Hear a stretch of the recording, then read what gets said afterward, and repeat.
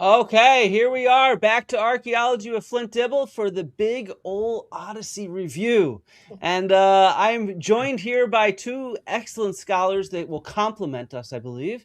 Wait, let me see if I can share my screen. We got Monica Cyrino, who's a professor at University of New Mexico.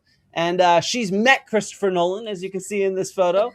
And at the same time, she's one of the leading experts on the adaptations of the ancient world, sort of the ancient Greco-Roman world, to film. And she's worked as a consultant on various films. She's published Big Screen Rome, Screening Love and War in Troy, Fall of a City, and a wide range of other publications on this. I actually assigned some of your work to my students when I taught classics in cinema back as a PhD student in Cincinnati. I don't know, must have been a decade ago.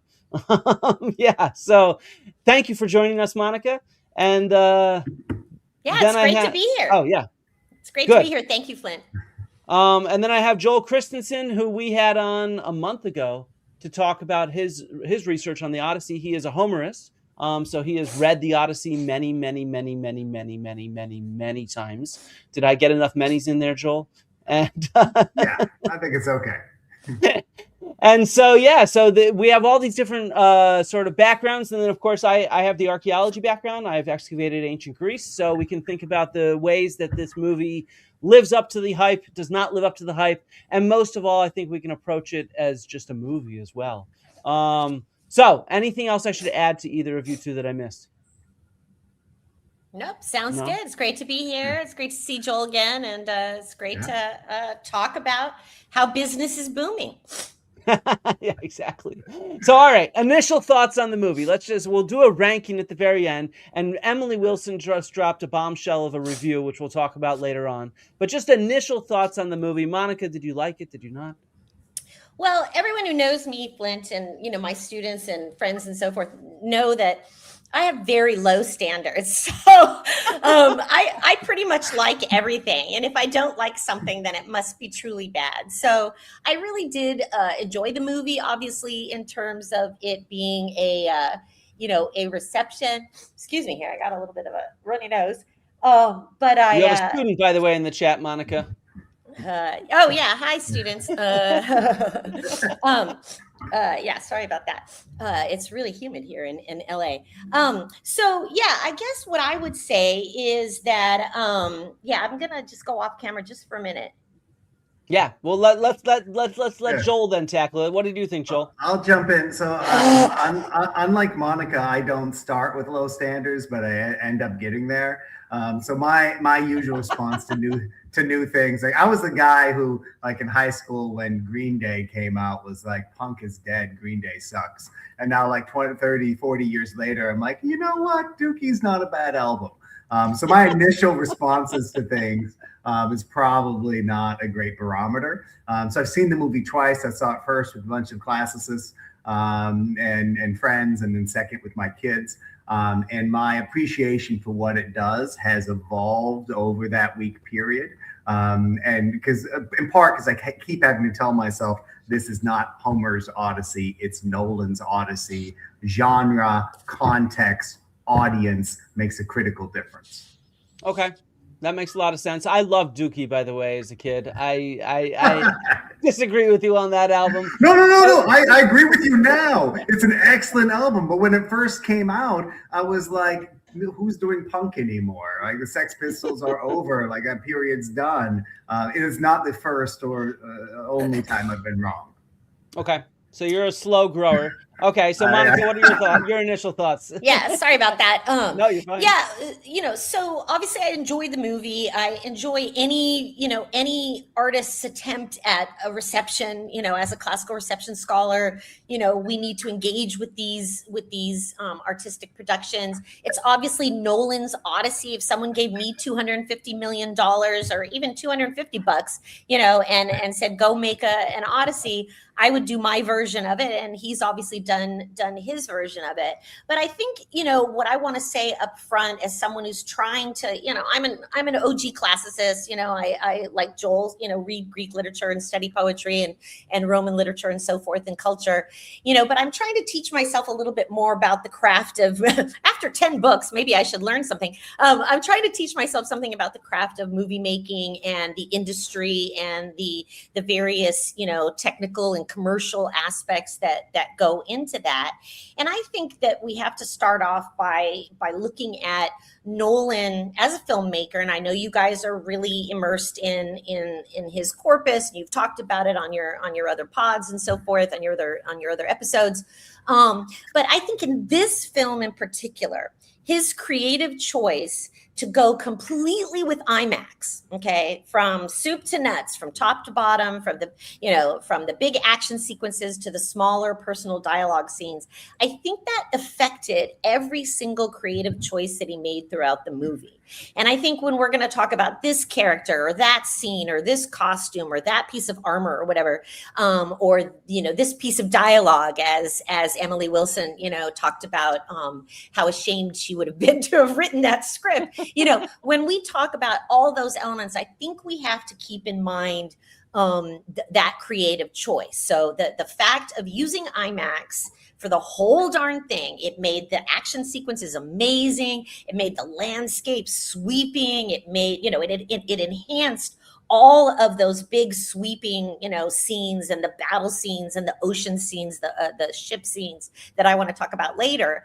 But it also, I think, proved to be kind of constraining and limiting in the smaller scenes, the dialogue scenes. So when we talk about, oh my God, there's no humanity, or you hear these complaints that the dialogue is heavy, that there's no relationships, like there's no sex in the movie. How could you have sex with that thing whirring next to you? That IMAX camera, even with the the new Blink Joel's technology. like, he could. Yeah, exactly. So. Yeah, exactly. Well, We're all kids, so not all of us have sex with the IMAX camera in the room. So anyway, I just wanted to mention up front that all of my comments are going to be trying to take into account this technical choice, this technical creative choice that Nolan made, which also, quite frankly, right, in the magazine, in the IMAX magazine, there's 3 minutes worth of film. So you could get 3 minutes of Odysseus and Penelope talking to each other through that confessional screen, right?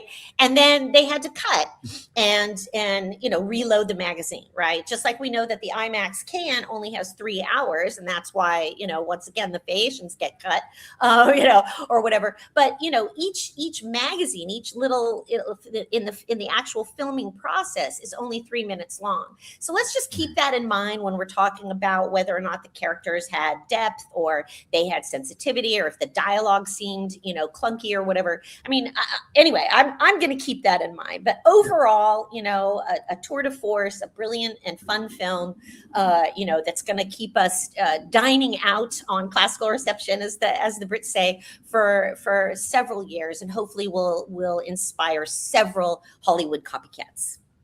Yeah. I think, to add to that, I mean, apart from Monica forcing people to now think about whether or not they can have sex within 3 minutes in front of an IMAX camera, I think what's really important is talking about the restrictions of generic transformation, right? Because we're not just thinking about the difference between reading the Iliad or Odyssey and watching a performance of it. We're talking about difference in the context in which it's enjoyed, in the visual versus auditory apparatus, in the timescape in which it's performed, and audience knowledge. I mean, the challenges of adaptation, given all of these different features, even before you get to the 3 minute limitation of the IMAX camera, are considerable. And the reason why I think people have failed so many occasions before to get Homer on the big screen. Yeah, no, I think that both of these points are really important. I mean, to me, like, I'm going to judge it just as an action movie. And as an action movie, it was a lot of fun. It looked good. It sounded good. The battles were intense. And in that sense, I have to say it really hit every mark for an action movie. As an adaptation, there's a lot of stuff I was missing. there's a lot of stuff that I would have done differently, and we can go into that, but that doesn't necessarily Mhm. mean that it failed as an adaptation. It's just sort of, I had a different view of this piece of literature than Christopher Nolan did. And so it's like, that's sort of life when you're working with something that everybody already knows. It makes it tough, especially with something as complex and nuanced as the story of Odysseus, not just the Odyssey itself, but all his other adaptations. And I think what you're saying there, Flint, about adaptation is a crucial thing to front before we continue, because too often, like, I don't think we have a common vocabulary about what adaptation is or what it does or what the intention is. There was another thread over the weekend that didn't end up in the London Review of Books by the other translator of the Odyssey, Daniel Mendelsohn, where he declared boldly at one point that you can't even call the movie an adaptation. Which is something I fundamentally don't understand, because I think I can sit in a room and adapt the Odyssey with like pen and paper, right? So wait a second. Is "Oh Brother, Where Art Thou" an adaptation of the Odyssey? I don't know. I mean, honestly, like, look, I think, like, and there's a theorist who does literary translations and work on that, Lawrence Venuti, who talks about different levels of translation, adaptation, right? And then adaptation tends to be something that's a much bigger break with the form of the story and the content and the expectations, right? Like Epic the musical is adaptation. Because it's breaking so much from the tone and the intention. But I think in a way, like what Nolan is doing is trying to adapt in the traditional sense, where he's trying to bring some core part of what the Odyssey was to a current audience to make it something different now. Right, is keeping the contours, but also aiming towards the bigness of epic, right? The grandness of the scale of time, the size of the characters, like all of those dynamics that separate epic from what surrounds it. He's not trying to make Homer in the 21st century, but make a Homer equivalent for the screen for the 21st century. Yeah. Right. Probably a more useful way to think about it. Adaptation is a fancy word now. There's even like adaptation studies and, people who focus on that. Probably for those of us in the classics on screen world, probably a better term would just be a reception, right? It's a reception.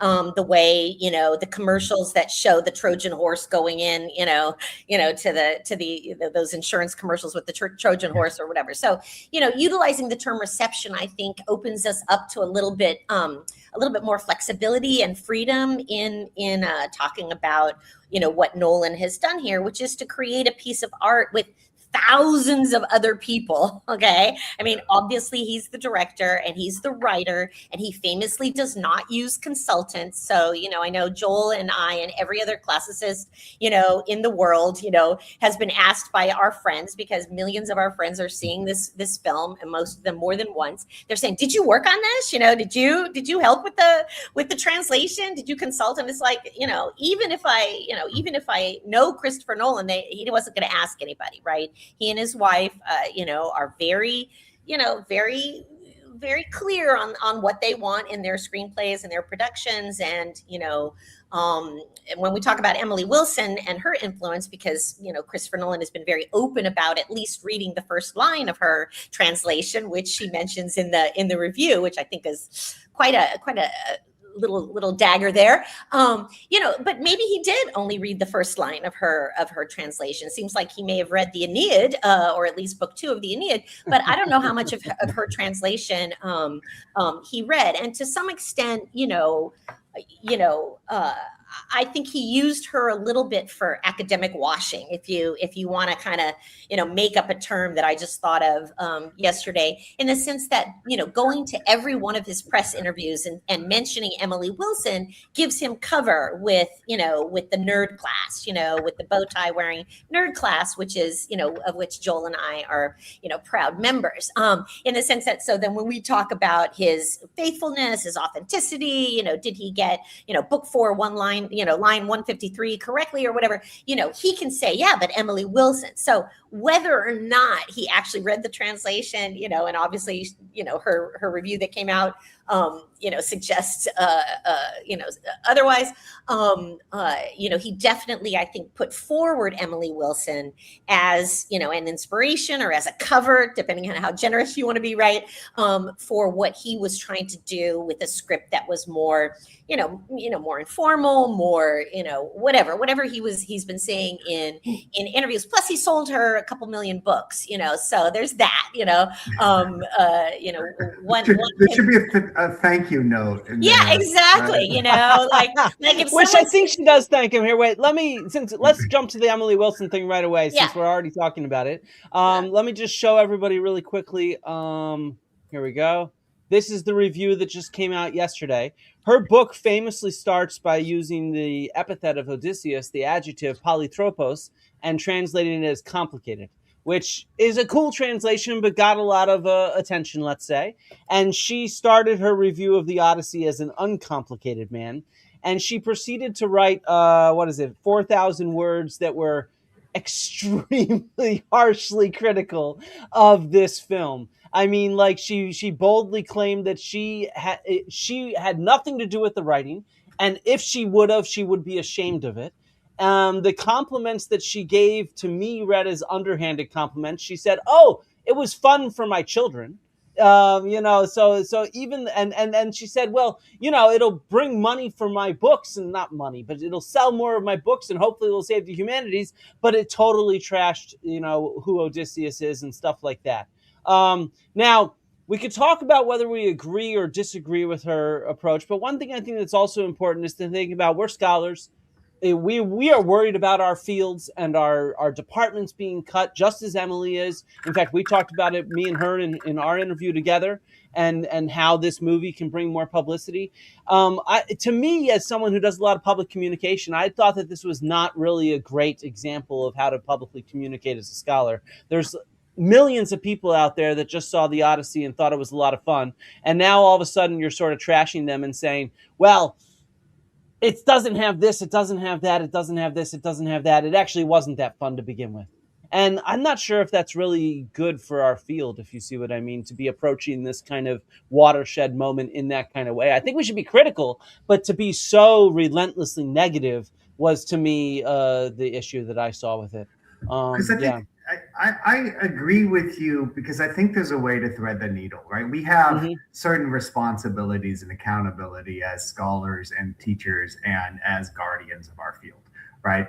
You can say, look, this isn't Homer. Here are ways in which Homer is different. And you can really have the conversation or structure the conversation in a way to invite people into the material that you care about, but also to acknowledge that this film, regardless of whether or not we like it, is having an impact on people. It's having an impact on the economy, on the conversation. I mean, the millions of people who are engaging in arguments about Nolan's movie and the Odyssey and myth is a testament to me that we're missing something in the public discourse. Like, people seem to yearn to want to have a substantive conversation about something that has history and depth to it.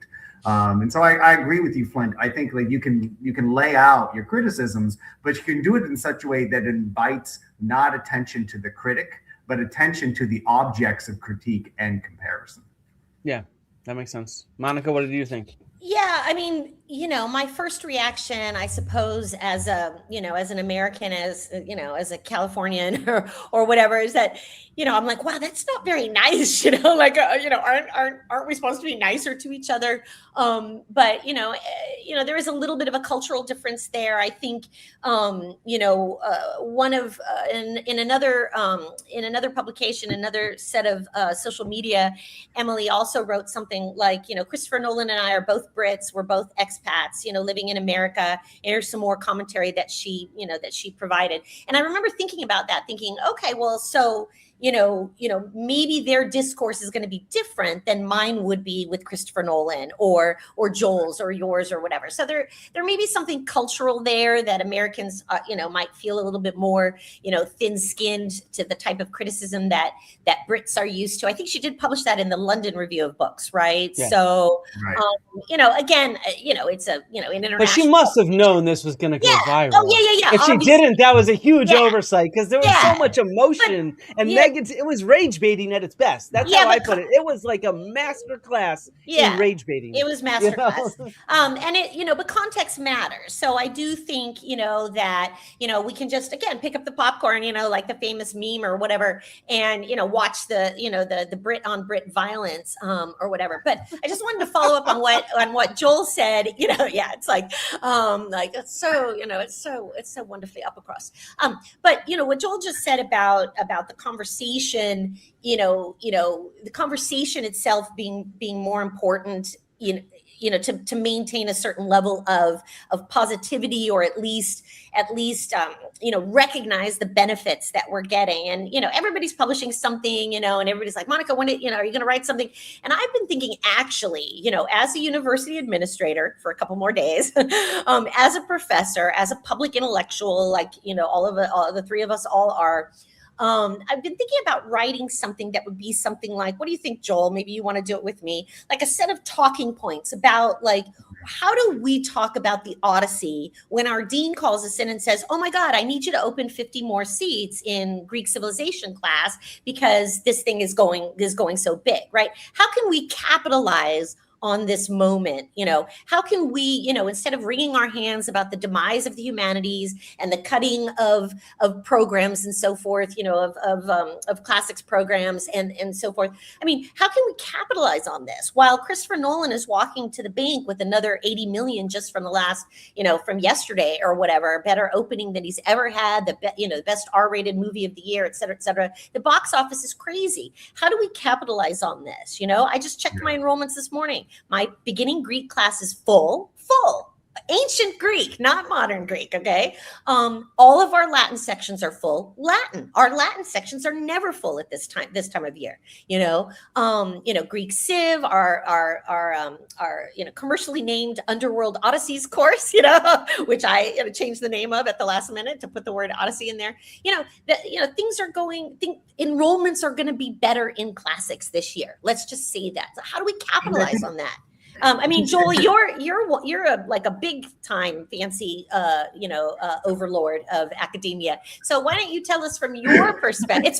It's funny how many classicists become university administrators. I just want to throw out that imperial world building, streak that all of us have. Maybe not archaeologists, Flint, but those of us in the cultural side of things, we love to be. It's hard when you're in the field every summer. So let me answer your question that you haven't articulated yet. But first, I think about classicists in positions of power in higher ed, archaeologists too, Flint. I think the reason why classicists end up succeeding in positions of administration in higher ed is twofold. One, we're forced from day one to justify our existence constantly. So we're always ready to say, here's why you need a discipline and here's what it does for you. Two, classics is inherently interdisciplinary, right? We have, like, philology has some disciplinary light stuff, but we don't actually get tuned into disciplinary boundaries the same way other academic disciplines do. And as a nod to archaeology, like many of our colleagues in the bench scientists, archaeologists end up being pretty decent administrators because they learn how to work in teams and manage those teams from day one in undergraduate. Right. But to the larger question, what I've been thinking about, Monica, is not so much, hey, let's have another course section, but how do we use the phenomenon of the Odyssey and the enduring interest at higher levels? How do we take it to legislatures? How do we take it to funders to say, look, in this day and age, when you're putting billions of dollars into AI that we don't even know what it does yet or what we can do with it, and you are cutting the humanities everywhere, what's going to happen when we don't have people who can teach and read ancient Greek? Right. And this is the same thing, like with the Vesuvius Challenge. It's great that there are millions of dollars going into rescuing these scrolls from Herculaneum and making them readable again. But where are the people going to be who can actually do the programming, who can judge the output, and who can read the Greek day to day? we are taking the human out of the humanities. And I think what we're seeing in the debates online about the Odyssey and how much it's proxy wars for other things like, culture wars, how much people need and want to talk about these things. And so my question is, how do we use this in the terms of capital venturists? How do we use this in terms of legislation to say, look, antiquity is a multi-billion-dollar a year business. If we take books, movies, video games, like there's serious capital invested in this. It matters to us. Why are we cutting these things at every institution in the US and the UK? Right. Yeah, no, and that's why you're the big boss. Yeah. No, and I think that that's the thing, is this is something that everybody's talking about right now all over the world. And it just shows how relevant what we do is. And yet it sometimes feels like we're completely cut out of the conversation as scholars, except when we rage bait.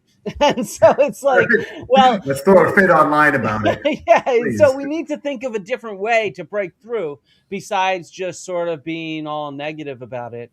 Is something I think is key. Like, we need to work on somebody like Nolan. And I think there's certain things of what Nolan did that are very authentic and accurate, but there's obviously other things that could use some work. And so, I feel like we should be consultants on films like this. It just seems silly that he doesn't work with consultants for a time period that he's covering. That just seems like kind of like, oh, I'm going to go in there ignorant and blind. Well, I mean,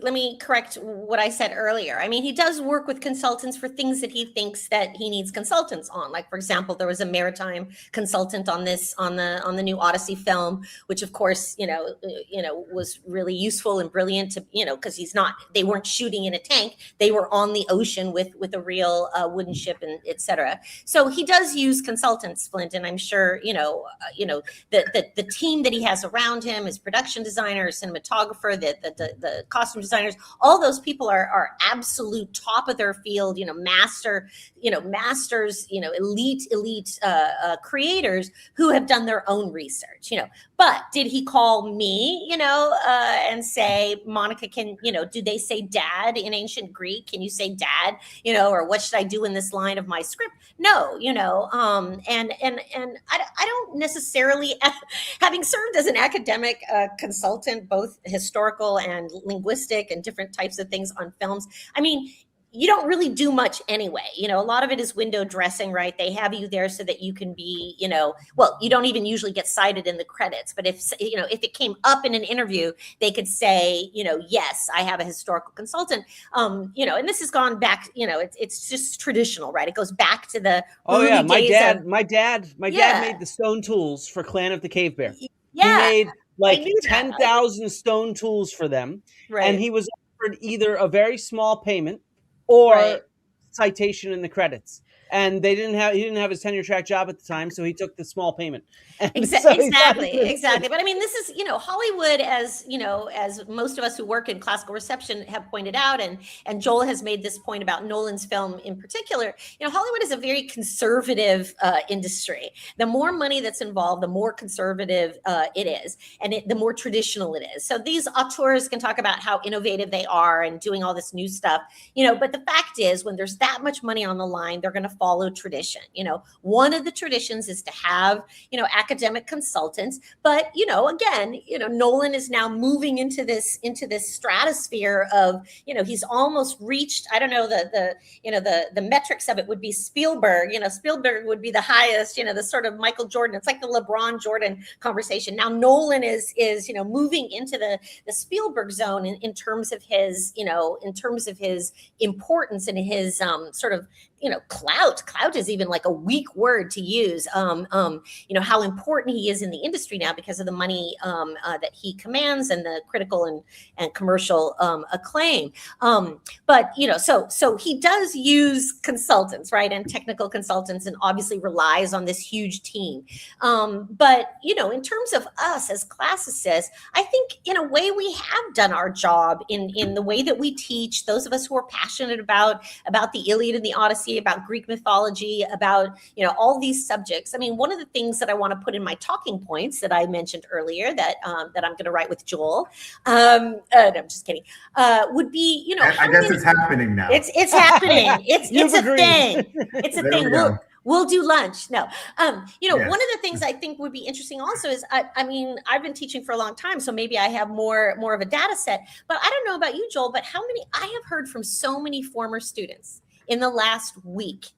Like, Monica, I took your class in 1990 something, you know what I mean? And, it was so amazing. I went to see the Odyssey this week, and I remember you talking about Argos, or I remember you talking about Circe, and wasn't she a lot sexier? And, just really just stuff out of the blue on all of my different, messaging, formats. I'm getting messages. And I just, I can't wait to go to my first conference, and see our people, Joel, because, then I want to talk to everybody and say, hey, have you been hearing from former students too? So, I mean, that's kind of maybe a sentimental thing to mention, but I think it speaks to this issue of how classicists are good at, keeping our discipline popular. And anyway, go ahead. Sorry, Joel. Monica, I don't think it's merely sentimental. I think it actually ties into part of what makes Homeric epic, and the work and the basic material we all work on so significant, is that it inspires a community of interpretation around it, right? I mean, for me, one of the things that frustrates me the most about the discourse is that there aren't many Homerists that involved. I know this seems like an issue, but if you open up Emily Wilson's translation of the Odyssey, there's no bibliography, because it's not actually well engaged with what Homerists think about Homer. And I think that Homer was performed for many generations, and that those audiences reshape the poems. And we know from early pre-Socratic philosophers, from Plato, that debating Homer, that engaging in the material and the substance of the divergences from one story to another, is what animated people's engagement with it, which is why maybe now, Flint, you can tell us what you liked and didn't like, and we can riff on some of those things, or else Monica and I might get started on our talking points immediately. No, you're good.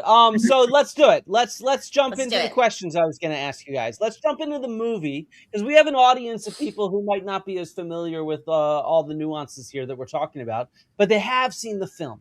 So look, when you watch a film, obviously one of the first things that sticks out to you is characters, right? And this was also, by the way, probably Emily Wilson's biggest critique of the film. So let's start off with the good before we get to the bad. Who was your favorite character? Monica, do you want to start? I guess ladies first, right? I knew you would ask me first. So after that whole peroratio about how I have very low standards and I love everything, I didn't think, now I'm gonna do that thing where I contradict myself all the time. I'm not sure I really loved anyone, or I think that there wasn't, for me to really love a character, I have to do that parasocial identification thing that filmmakers want you to do. They want you to identify with Odysseus, with Matt Damon. That's why he, got kind of watered down, I think, from the Matt Damon we loved in Talented Mr. Ripley, but also, the Odysseus that we love from the Odyssey that Joel, of course, can talk more about. So I didn't feel like I identified with Odysseus, that character, and I'll let Joel talk a little bit more about him. But there were a couple of other characters that intrigued me, or that excited me, the way that Nolan presented them. So as a reception, for example, along a reception thread, I was excited about Telemachus, and I know that Tom Holland is a little bland or whatever. And, again, we can talk about spoilers, right? So, at the end of the film, when there's this very Roman idea where Odysseus is trying to protect him for the succession, right? So he doesn't get to fight the suitors. He just sits in the upstairs room, and that's a little cringy that he doesn't, but in general, I really liked the way Telemachus Telemachus was portrayed. I love the Telemachy. I loved it the first time I read it when I was 12. I loved teaching it. I loved seeing younger students, relate to Telemachus. So I thought that that was an important creative decision of Nolan's to foreground Telemachus and front load in the film. Some people say he spent too much time on Telemachus, but so does the Odyssey right at the beginning. Yeah. I like, and this segues into my next character that I'm intrigued about. Again, I don't really like him, but the Menelaus character I thought was refreshing, given the reception of Menelaus. I don't know what's the plural. The Menelaus is in other films and in the TV show Troy Fall of a City and so forth. I liked how he was kind of a bruiser. Now, not necessarily in the scene where it's implied that he's the one who's cut Helen's face, right? She's beautiful. She's, profile. She turns and she has this disfigured face, which actually infuriated me. But that's another. We'll talk about that later in the upset things, and why that was a miss. But at that moment, you're supposed to think of Menelaus as a warrior. Like, I think it's suggested that he's the one that did that. I mean, the war, the patriarchy, whatever. But Menelaus is the motherfucker sitting right there, right? And so you're supposed to think that's him. And Menelaus. And again, I'm not saying this is good, but this excited me as a characterization because Menelaus, who's usually like the squirrely little brother, right? Who just goes along, can't even get his own wife back. He starts to become more of a baller. Do you know what I mean? Mm-hmm. And then when he turns to, when Telemachus says, and I think this is part of the Telemachus characterization that I was talking about, that I love Telemachus getting these different versions of these stories from people. He says, "Did you know my dad?" And Menelaus is like, "Yeah, haven't you heard the story of the horse?" And Telemachus is like, "Yeah, for sure. Everybody's heard the story of the horse." And then Menelaus says, "But have you heard it from the inside?" Right? And then there's this great cut, and I'm like, oh, and you get to see Menelaus is in the horse with Odysseus, right? Menelaus is one of those guys. We know this from the sources. We know that Helen, called to him using exactly. Helen tells the story to Telemachus in the Odyssey. Yeah, exactly. So again, I mean, not that I loved Menelaus or that I had parasocial identification with him, but I was intrigued by by Nolan's casting choice of the Punisher, right? Of John Bernthal as Menelaus. I was intrigued by his physicality and the fact that they made him a baller warrior rather than the sniveling younger brother. And just to bring it back to Telemachus, and then I'll pass the ball to Joel. That allowed, I think, some paternal father-son stuff to go on with Menelaus and Telemachus that we don't get a lot of at the end because the movie is mispaced. I think we can all agree on that. The ending is rushed. We don't get we get all the big action scene, but we don't get a lot of those reunions that us Odyssey folk like to see. So I think that Menelaus in those early scenes stood in for some of the paternal. Nolan made that choice. There's that scene where Menelaus and Telemachus are walking through the groves. Do you guys remember this? The olive groves, and John Bernthal is shooting the arrows. Apparently, he didn't look at Tom Holland, and Tom Holland was kind of upset that they weren't like engaging. And I've heard it in interviews. But anyway, that reminds me of again, I don't know if Nolan was thinking of this, but the scene of Laertes and Odysseus walking through Laertes, Odysseus's father, walking through the grove. So I think that Menelaus serves as a sort of paternal figure, brings the character of Telemachus through, and I think Nolan made a really clear creative choice to foreground or to emphasize Tom Holland, whether that's, for the younger members of the audience, which we know is about, over 50% of the audience is young and male.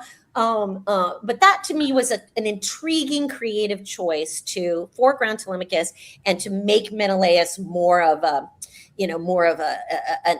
serious masculine warrior aggro kind of baller dude. So, so that's my setup for why I didn't like the female characters, but we'll talk about that later.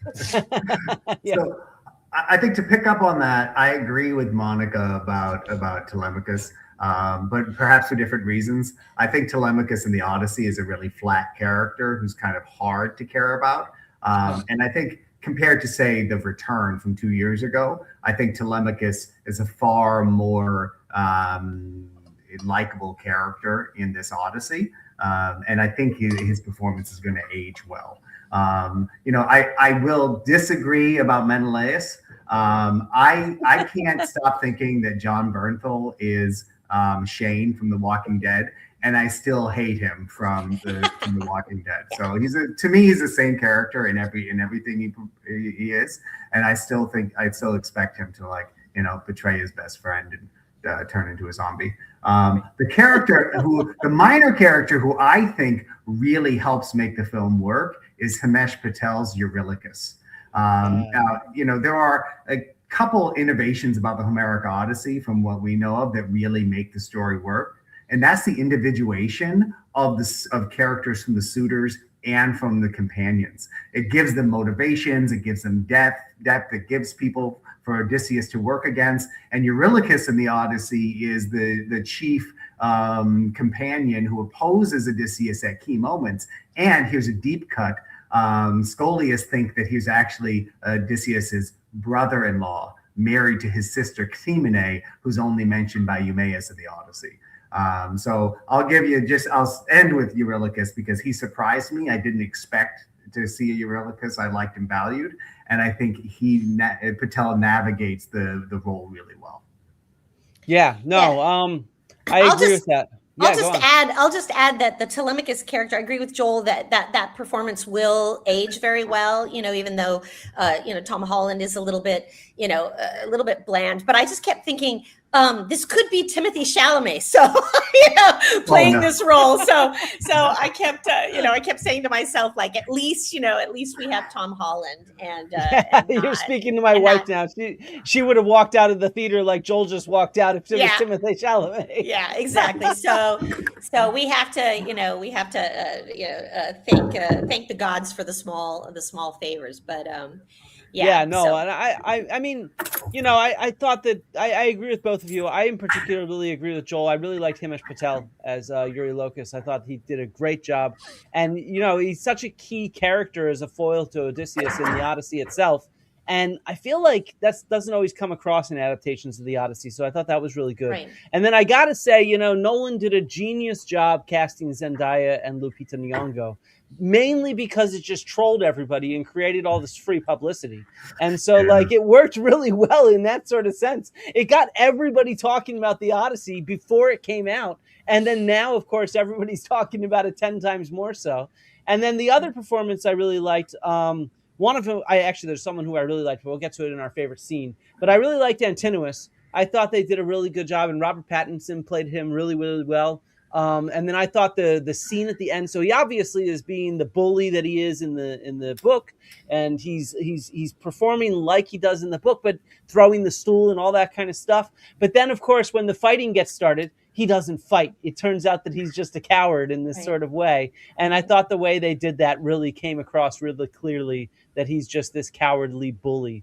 And I thought they did a good job with that. So yeah, and I think it's key in the in the reception trajectory as we talk about different receptions of the Odyssey, that Antinous is sexy, right?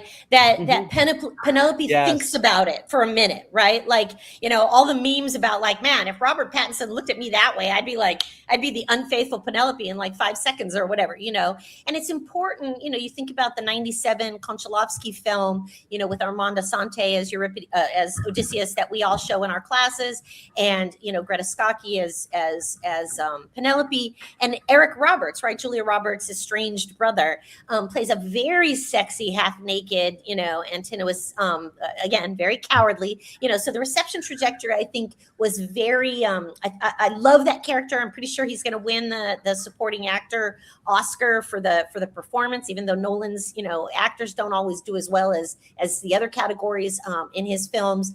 But I absolutely love that performance. And I just wanted to mention, if you haven't seen it, or if you're going to go see it a second time, really pay attention to Robert Pattinson's costuming, which I thought was just chef's kiss in terms of characterization. And for the Homer nerds in the audience, you could also, there's a couple of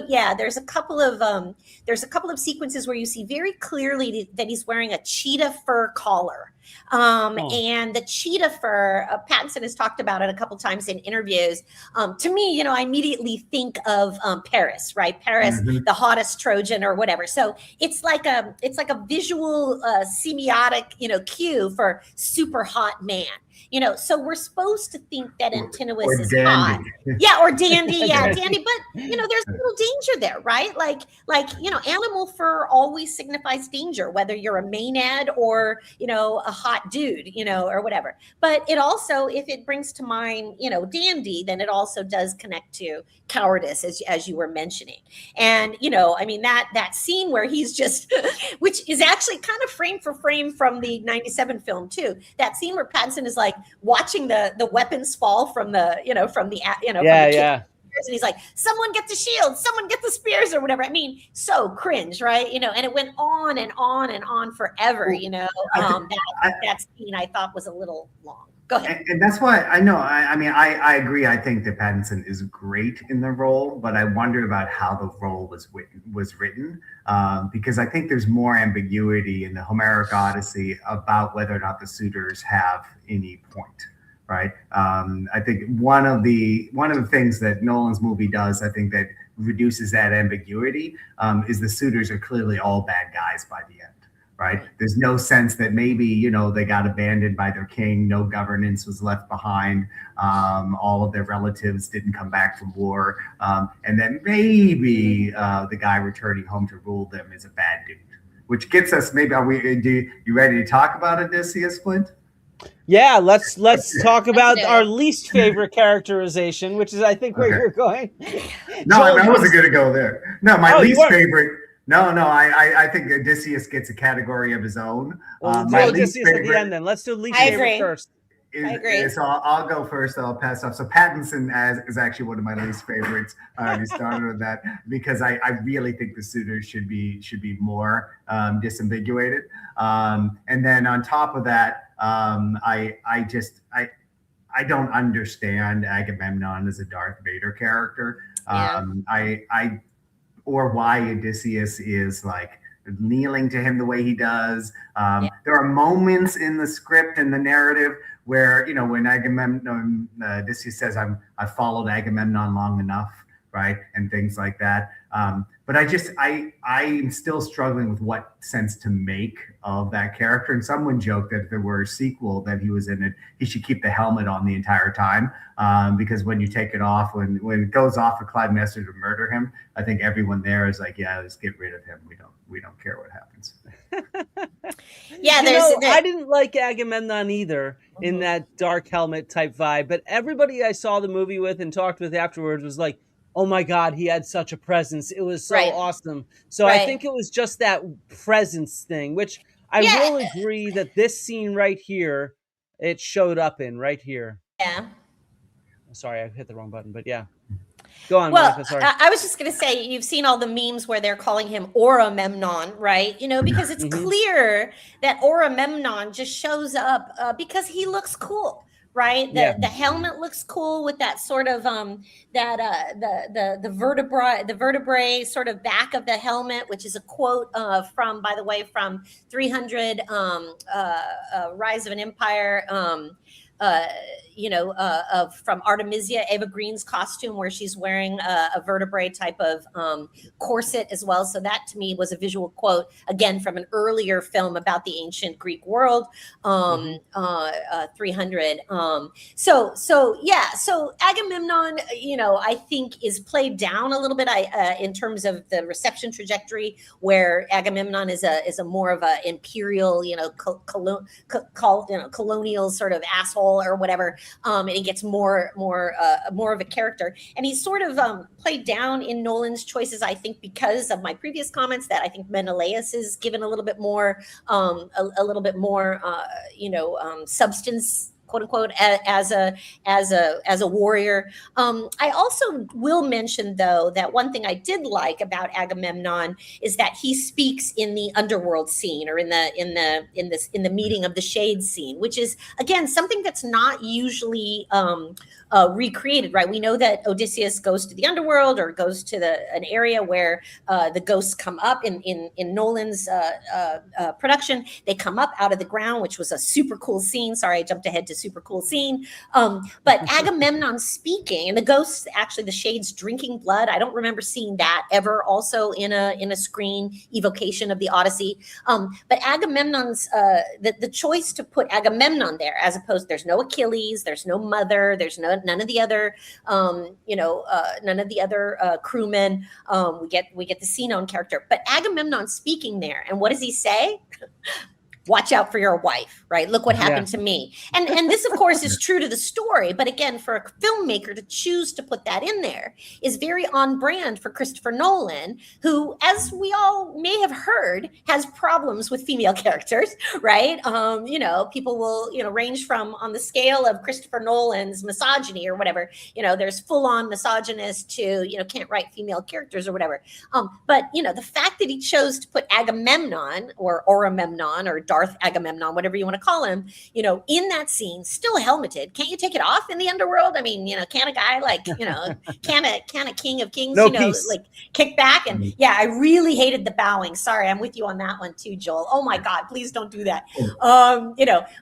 Proskynesis is not a Greek. Proskynesis, I know. And an onset cultural historian would have said, please don't do that. Right. And they might have done it anyway. Because they think it looks cool. But I think that was on brand for Nolan to include Agamemnon in the shade scene because of the presentation of the female characters, which I suppose we can talk about at some point. Yeah. Well, on way to there, so I'll start with that because maybe we can do scenes and characters. But before, I neglect to say my favorite character I did not expect in the movie was Sinon. Played, I think, exceptionally well by Elliot Page. For all the flack that was taken beforehand, it creates a really interesting ring narrative with the beginning of the film, recharacterizing Odysseus, etc. But on the women, I really want to hear more of what Monica has to say than what I have to say. But I want to point out three things that I think really sort of shifted my interpretation of the movie in a negative way. One, even though, Calypso gets to be the therapist for Odysseus, the roles for women in Nolan's Odyssey are constrained even compared to Homer's Odyssey. Because in Homer's Odyssey, there is a sequence of women who are powerful in their household, who are supposed to help us think about Penelope and an ideal couple. Helen barely gets any action in Nolan's movie, and she's really significant in book 4 of the Odyssey. When we lose the Phaeacians, we lose Queen Arete, and she's so important. Athena says she's important. Odysseus knows she's important, and she also prompts the crucial moment in the epic where we get the catalog of heroines, which comes before the catalog of heroes. And this is a preservation of the genealogical poetry that was crucial to ancient Greece, that really carves out a place for women in their stories. And so that choice to take women's stories out of it and women's roles out of the movie really attenuated it. And then for me, it really all cycles around my favorite scene in the movie, one of the most powerful, but one that undermines women's roles as well. And that's the depiction of Circe. So Circe as this witch who transforms men, I mean, it was a viscerally uncomfortable scene that I think shows the true power of what Nolan can do with film. Like every moment of that scene, I was like, well, this is great.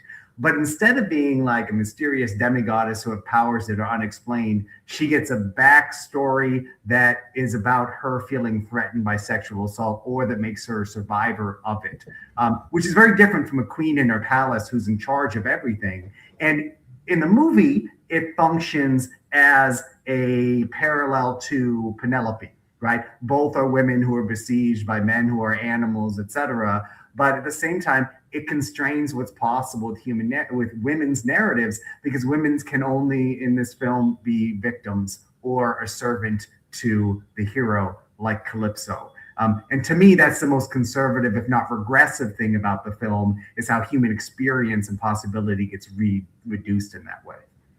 Yeah, no, I fully agree. I especially thought the way Lupita Nyong'o was as Helen was abused, and especially the sort of the racial issue there that really drove home problems as well for me. I thought that the way that there's representation of race there, but except for Himesh Patel, they didn't really have many major scenes, the people of color.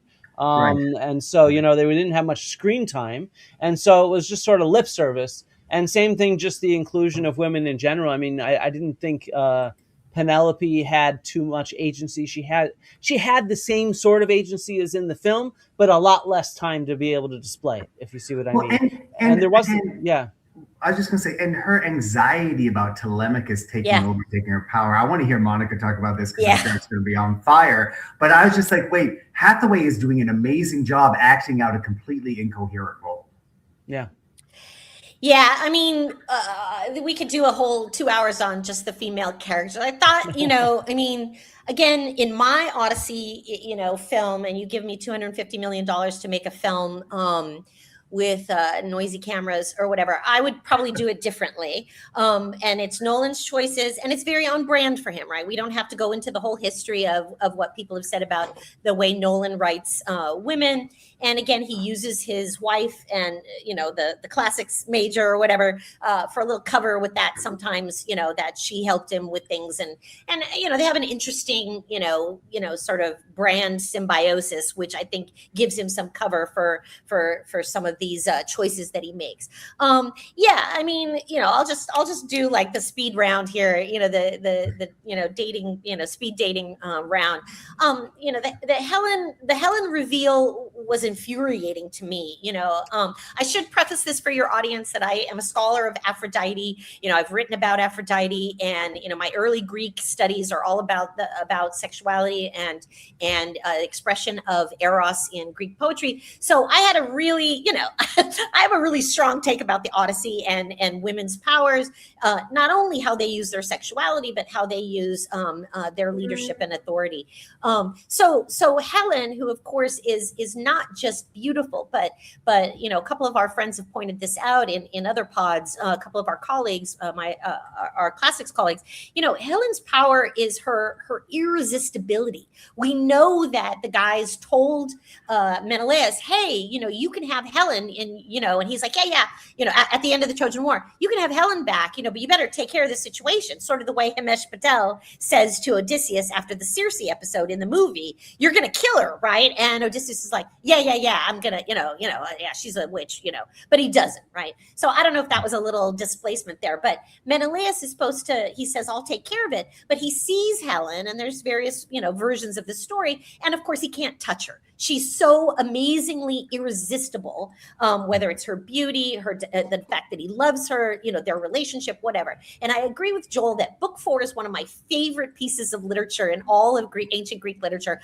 I love to see how a couple puts back their relationship after what just happened, and all of us who've been married a long time, can relate to some of those conversations, whether they happen or not. So when Helen, after all that drama of casting Lupita, right, all the racists crawling out of their fucking holes talking about Lupita and how that wasn't accurate, it wasn't authentic and all this stuff, for all that investment that Nolan puts into this, she turns around and you see her face all disfigured.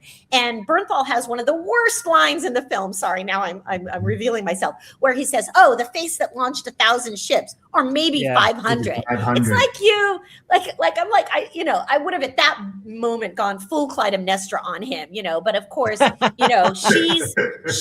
power has been diminished, right? She's reduced to that other moment that infuriated me. So that infuriated me because, she's pretty, she's shaking with rage, but she can't do anything. Lupita does a good job, I think, in translating that. And then when she hugs Telemachus and says goodbye and says, please tell your mother I'm sorry. Right. That I thought, I'm getting chills just thinking about it right now, because I think Lupita did, what she could with just a terribly underwritten role and some bad lines that were given to Menelaus as well. And I thought that was a real miss, given all the drama that they invested. Like, he's sort of like saying, oh yeah, you told me I couldn't cast this person. Well, not only did I cast her, but I cut up her face. It's just like, I thought it made me not like Nolan very much at that moment. The fact that Lupita also gets to play Clytemnestra in this bit that's, comes from Greek tragedy. And we can, Joel can talk a lot about how the Odyssey itself is a reception, and then it becomes immediately in the Greek world, we get receptions of receptions of receptions on the trajectory. So he pulls like most receptions of the Odyssey and the Iliad pull from the trajectory, from the extra epic material, from the epic cycle, and then from the tragic material. So we have that, that beautiful Lupita, right? The beauty that Helen doesn't get in terms of her costuming and makeup and hair. That Clytemnestra is just glowing, right? All these people complaining that there's no color in the movie that is like the Mediterranean blues and so forth. She's just shining, and she's got that smile like, I'm going to kill your ass, And we all know by the way, story. the setting there was also one of the only ones shot in Greece. So it had the blues there. Yeah, so thank you for mentioning that, because I've been thinking about how that's the only scene that has this real Mediterranean light. Well, of course, it is. And so, the shriek that she lets out when she puts the knife in him, I wish it was an axe, but she puts the knife in, and she did what she could with that role. And I think that that's really important. But I just want to point out one thing about that dual casting, which goes all the way back to the 1954 Ulysses Italian movie where Kirk Douglas plays Odysseus, right? There's one actress, an Italian actress, Silvana Mangano, who plays Penelope and Circe, right? So, excuse my sexism here, but male filmmakers have this thing about women playing two roles, right? Because of the binary, the Madonna, the whore, the faithful wife, the mistress on the side, or whatever. So we get these binaries, the wife that you control, Helen, the wife that kills you, Clytemnestra in Nolan's evocation. But this, I know people like vibe to this. They kind of like, and actors love playing two roles and stuff, but it's something that bugs me as a film goer, and as an audience member, and as a woman.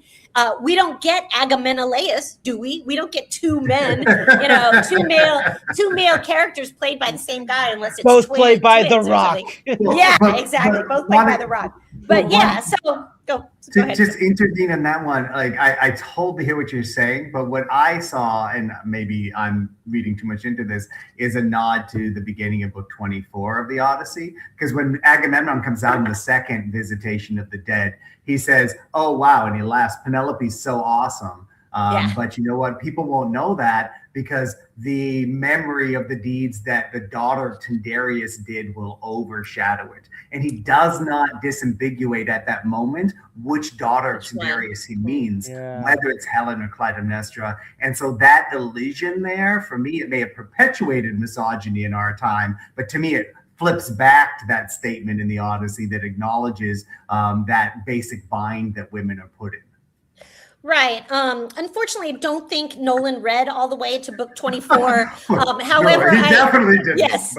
However, I am sure that he watched the 1954 movie. So, because as we know, filmmakers do not read Plutarch. They do not read, they may read Greek tragedy in school or whatever, but they do read, they do watch other movies. So, and let's pick up on Circe here now, which I love how the internet keeps spelling her name as Circe, like from Game of Thrones.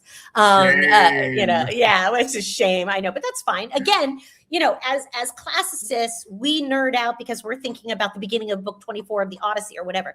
But as classical receptionistas, we need to think about how people are talking about the movie, how people in your chat are talking about the movie, how our students are talking about the movie, how our fascist overlord at university administrators are talking about the movie, and how to capitalize on it and so forth. So that's important. I think it is important to see that people are spelling Circe as Circe. So, Circe is absolutely my favorite character in the Odyssey. I really relate to her as a woman of a certain age. She's the original cougar, right? She gets not only Odysseus, she gets the dad, and then she gets the son, right? She hooks up with Telemachus later. I mean, there's a sequel that I want to direct. Emma Thompson, where are you? You want to direct this movie or whatever? And Samantha Morton, chef's kiss. I love her. I love her as Catherine de Medici in The Serpent Queen. And you guys know I'm really into star text. I've written quite a bit about star techs and how people bring their previous roles into new movies, which of course Nolan is the master of casting his same people in movie after movie after movie. And I'm working on something about this right now. So I'm so excited. I see Samantha Morton and Joel. Instead, she's performing this fear. Well, to me, it struck me as performing because I know the story. I'm like, she's fucking powerful. She's gonna turn them into pigs. She's gonna sleep with Odysseus for a year. She's the boss. And so the minute she lies down on the ground and says, please don't hurt me, please don't hurt me, I'm like, good for you, girl. You're trying to confuse them. And then I'm like, right? I start to go like this because, no, she's playing it that way. She's playing it as a trauma survivor, right? As, again, like you said, as a sort of proleptic image for what Penelope might be going through at home, being attacked in her home and so forth. So it was a little confusing for me. And I think that's important to sort out what the non-classicist audience sees and what we see. So we go into this hut. It's like Outlander, right? It's like some medieval Scottish hut, where she's like Claire, the potion lady or whatever, for your audience who watches Outlander will know what I'm talking about. And Samantha Morton's brilliant. Again, I'm not a big horror fan, but my horror friends say that, the whole thing that she did with the body horror and she sculpts, she gets to be the bardic that was sculptor. I mean, I had to close my eyes and I couldn't watch the eating and stuff, as Emily Wilson points out, it's a lot like LA. It's like plastic surgery and nobody wants to eat the food. You know what I mean? And everybody looks sexy, but doesn't have sex. I thought Emily's comments on that were pretty funny. So that whole hut scene, I thought, diminish the Circe that I love, or at least change the Circe that I love. But, I think, again, was on brand for Nolan.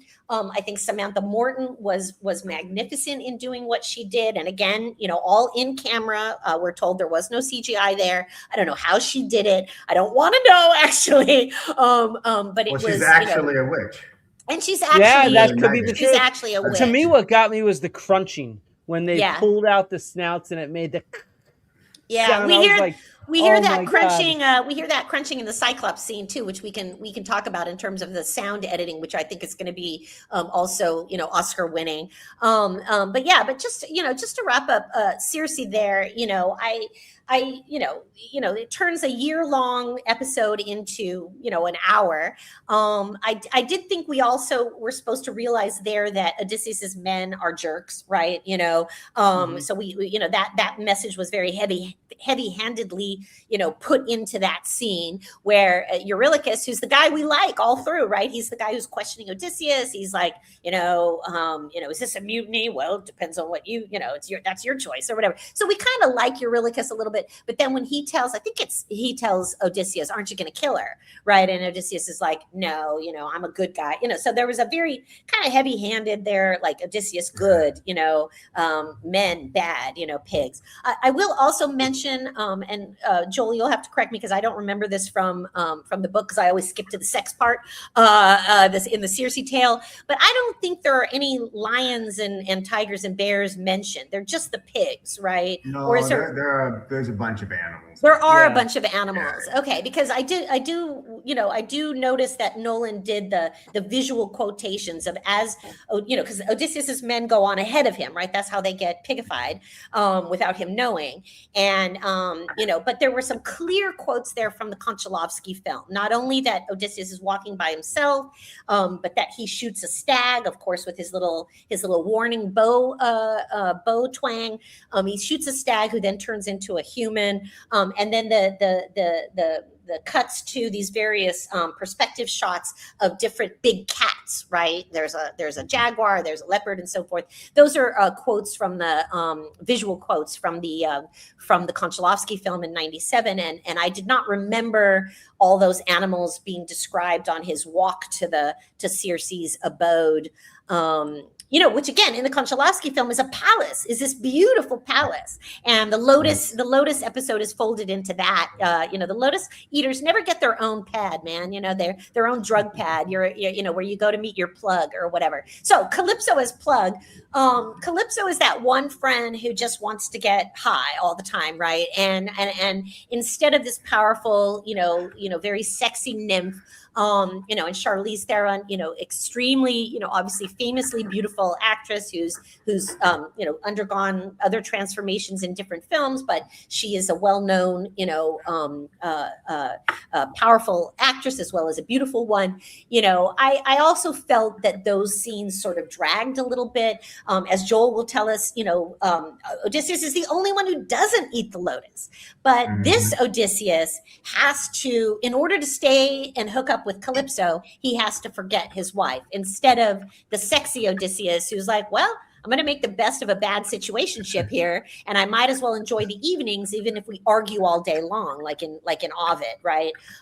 So I kind of, again, as an Aphrodite girl, I miss the sexy time both in the Circe episode and the Calypso episode.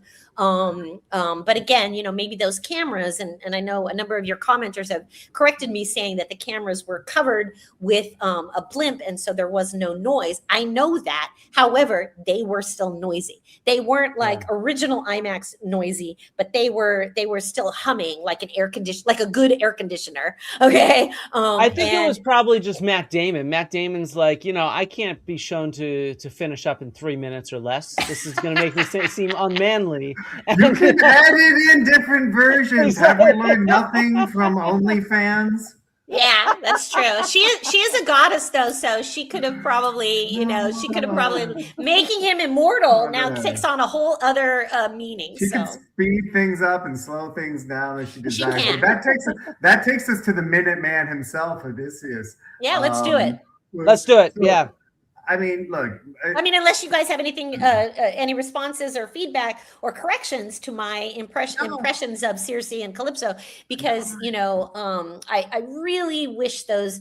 And again, for your audience who's tuning in now or later, your viewers, Flint, if you are interested in seeing sexy Calypso and sexy Circe, please do look at the 1997 Konchalovsky, directed by the Odyssey, directed by Andrei Konchalovsky, which was a 2-night miniseries back in the day. That's what they used to be called. The format was called miniseries, and this is what we've shown our Greek mythology classes for forever. And you have Vanessa Williams, who had just won, Miss America or whatever, and then lost it. Some interesting star text there. Biracial, playing Calypso, and we have Bernadette Peters, a woman of a certain age. Perfectly age cast for Circe. Very powerful, very sexy. So if you want sexy women, definitely tune into that version of the Odyssey.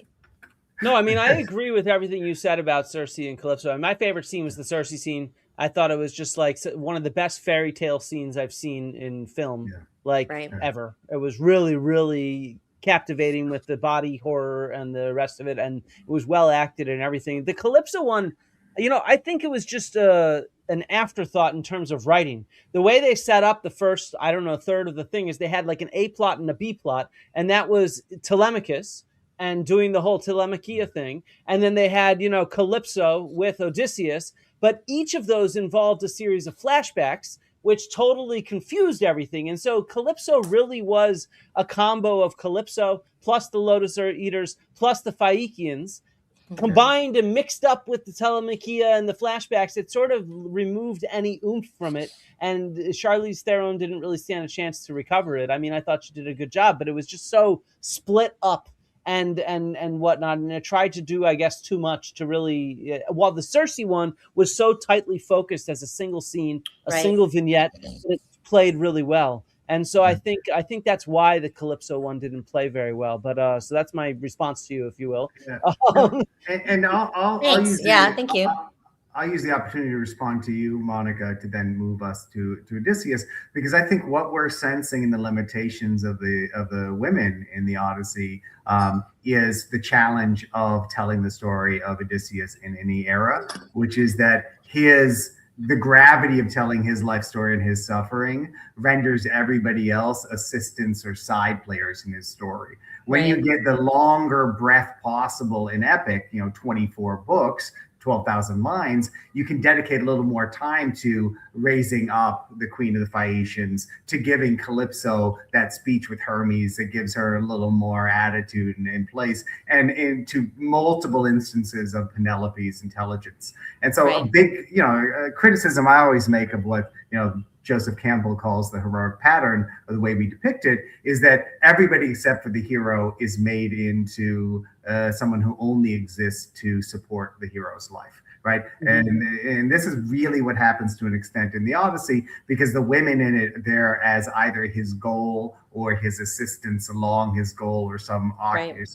obstacle. They don't really exist as characters. Which brings us to who is the character that they're supporting, and what is Damon's Odysseus like? So this Odysseus, it's a one thing that to go with, to become a receptionist with Monica. I mean, our Odysseus in this movie is really the culmination of 30 years of thinking about Odysseus as a returning traumatized warrior. Like, I really go back to think about, like, if we did not have Jonathan Shea's Achilles in Vietnam or Odysseus in America, we wouldn't have this traumatized Odysseus, because our cultural knowledge about what war does to people has changed. Interesting. But in that guilt, in that processing, the Odysseus we get, and this is the place where he really falls a little shallow for me, is ultimately in the end, he's a good guy.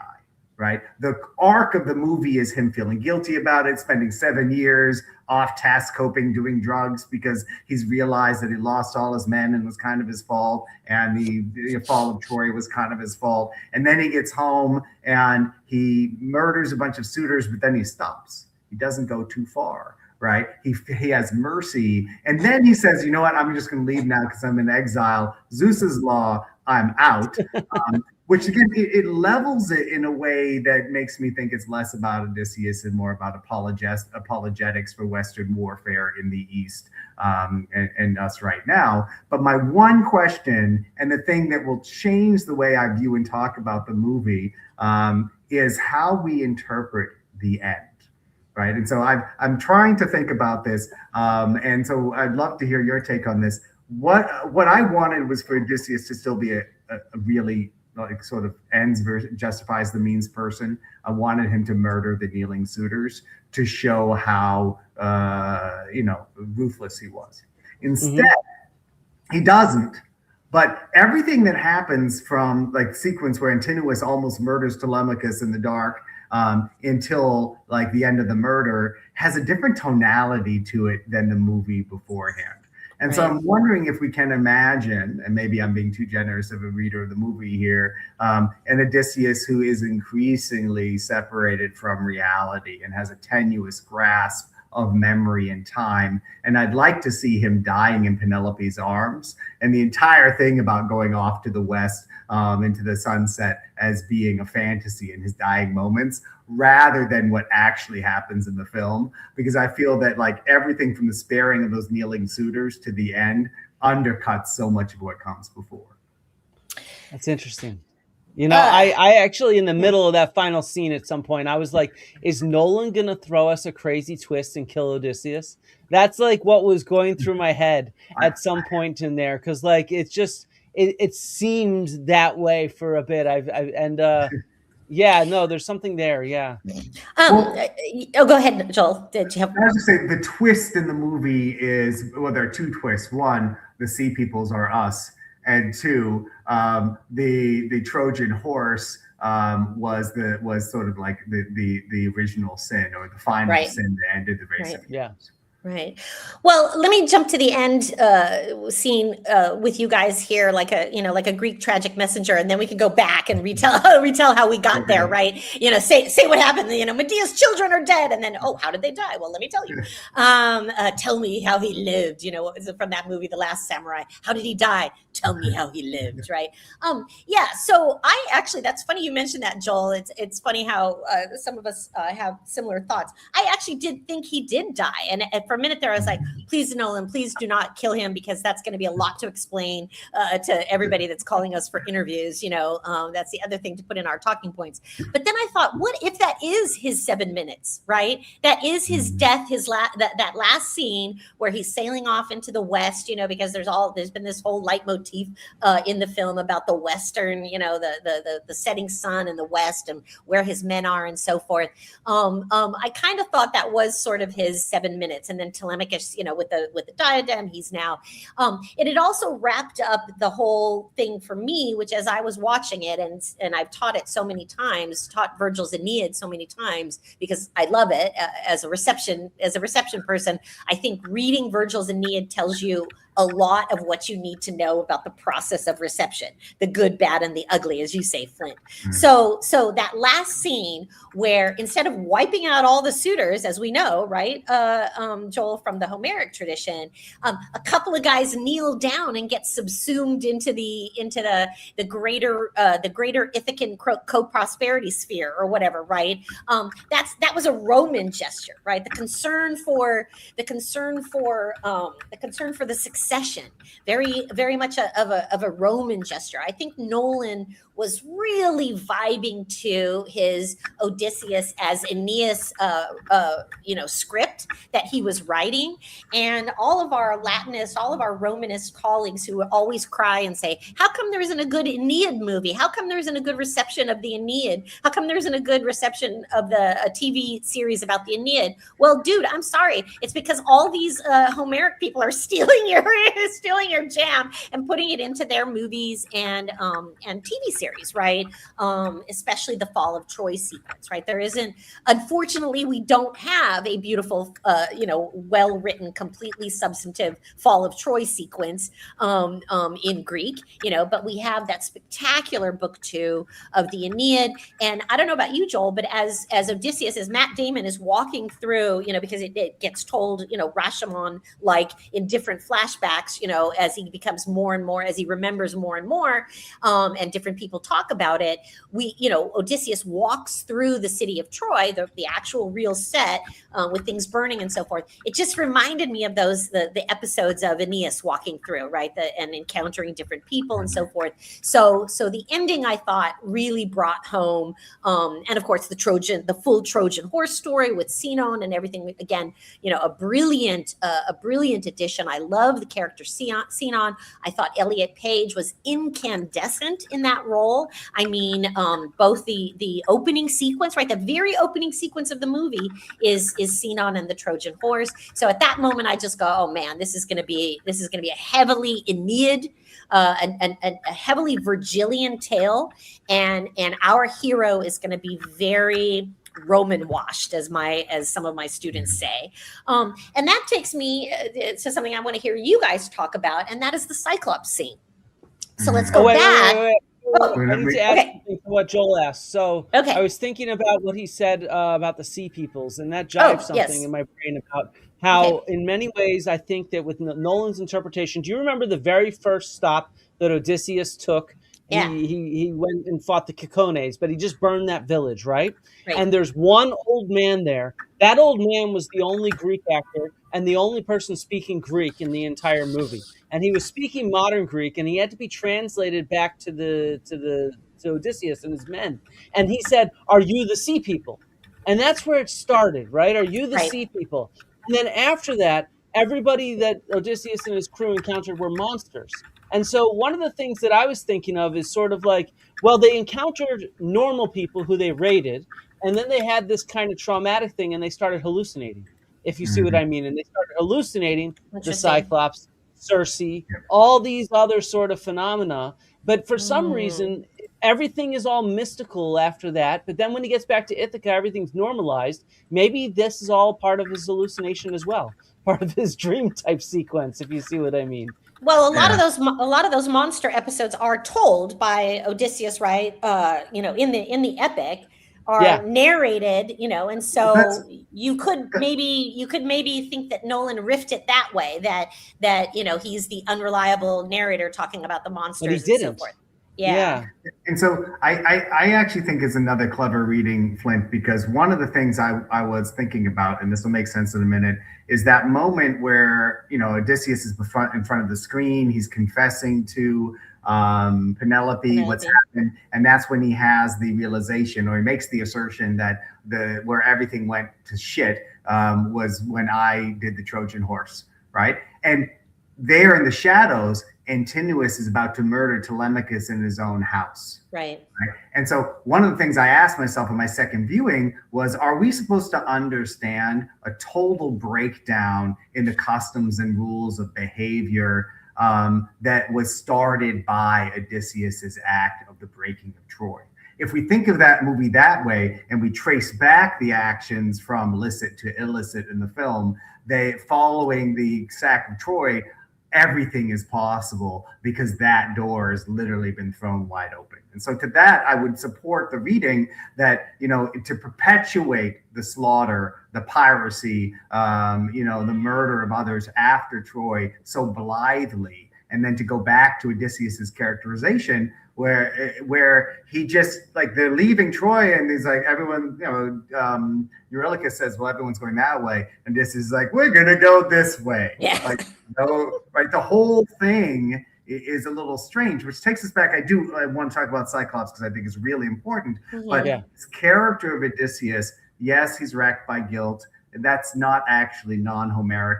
That doesn't bother me. But what is powerful about Homer's Odysseus is at the end, any reasonable reader or audience member of Homer's Odyssey can't be certain whether or not they like Odysseus. Right. Right. Yeah. But by the end of this film, Odysseus has done some bad shit, right? But he's got a good heart. He doesn't feel good about it, and he acknowledges that what he's done is wrong. And I think as a reflection of humanity, that is an optimistic one. Right. And I mean, even the ancients, right, immediately, not to be that classicist or whatever, but, immediately started characterizing Odysseus in pretty harsh ways, right? All through Greek Oh yeah. The tragedy tragedians. Yeah. and even in, I know I'm such a fangirl for Virgil. As a Hellenist, it's weird that I'm such a fangirl for Virgil, but I guess it's because I'm a receptionista. But, even in book 2, he's referred to as cruel, right? Ulixes crudelis or something, right? So the Romans viewed him that way too, and Aeneas is a riff on a Homeric or an epic hero that is definitely Roman because it's in a Roman poem, which has totally different aims.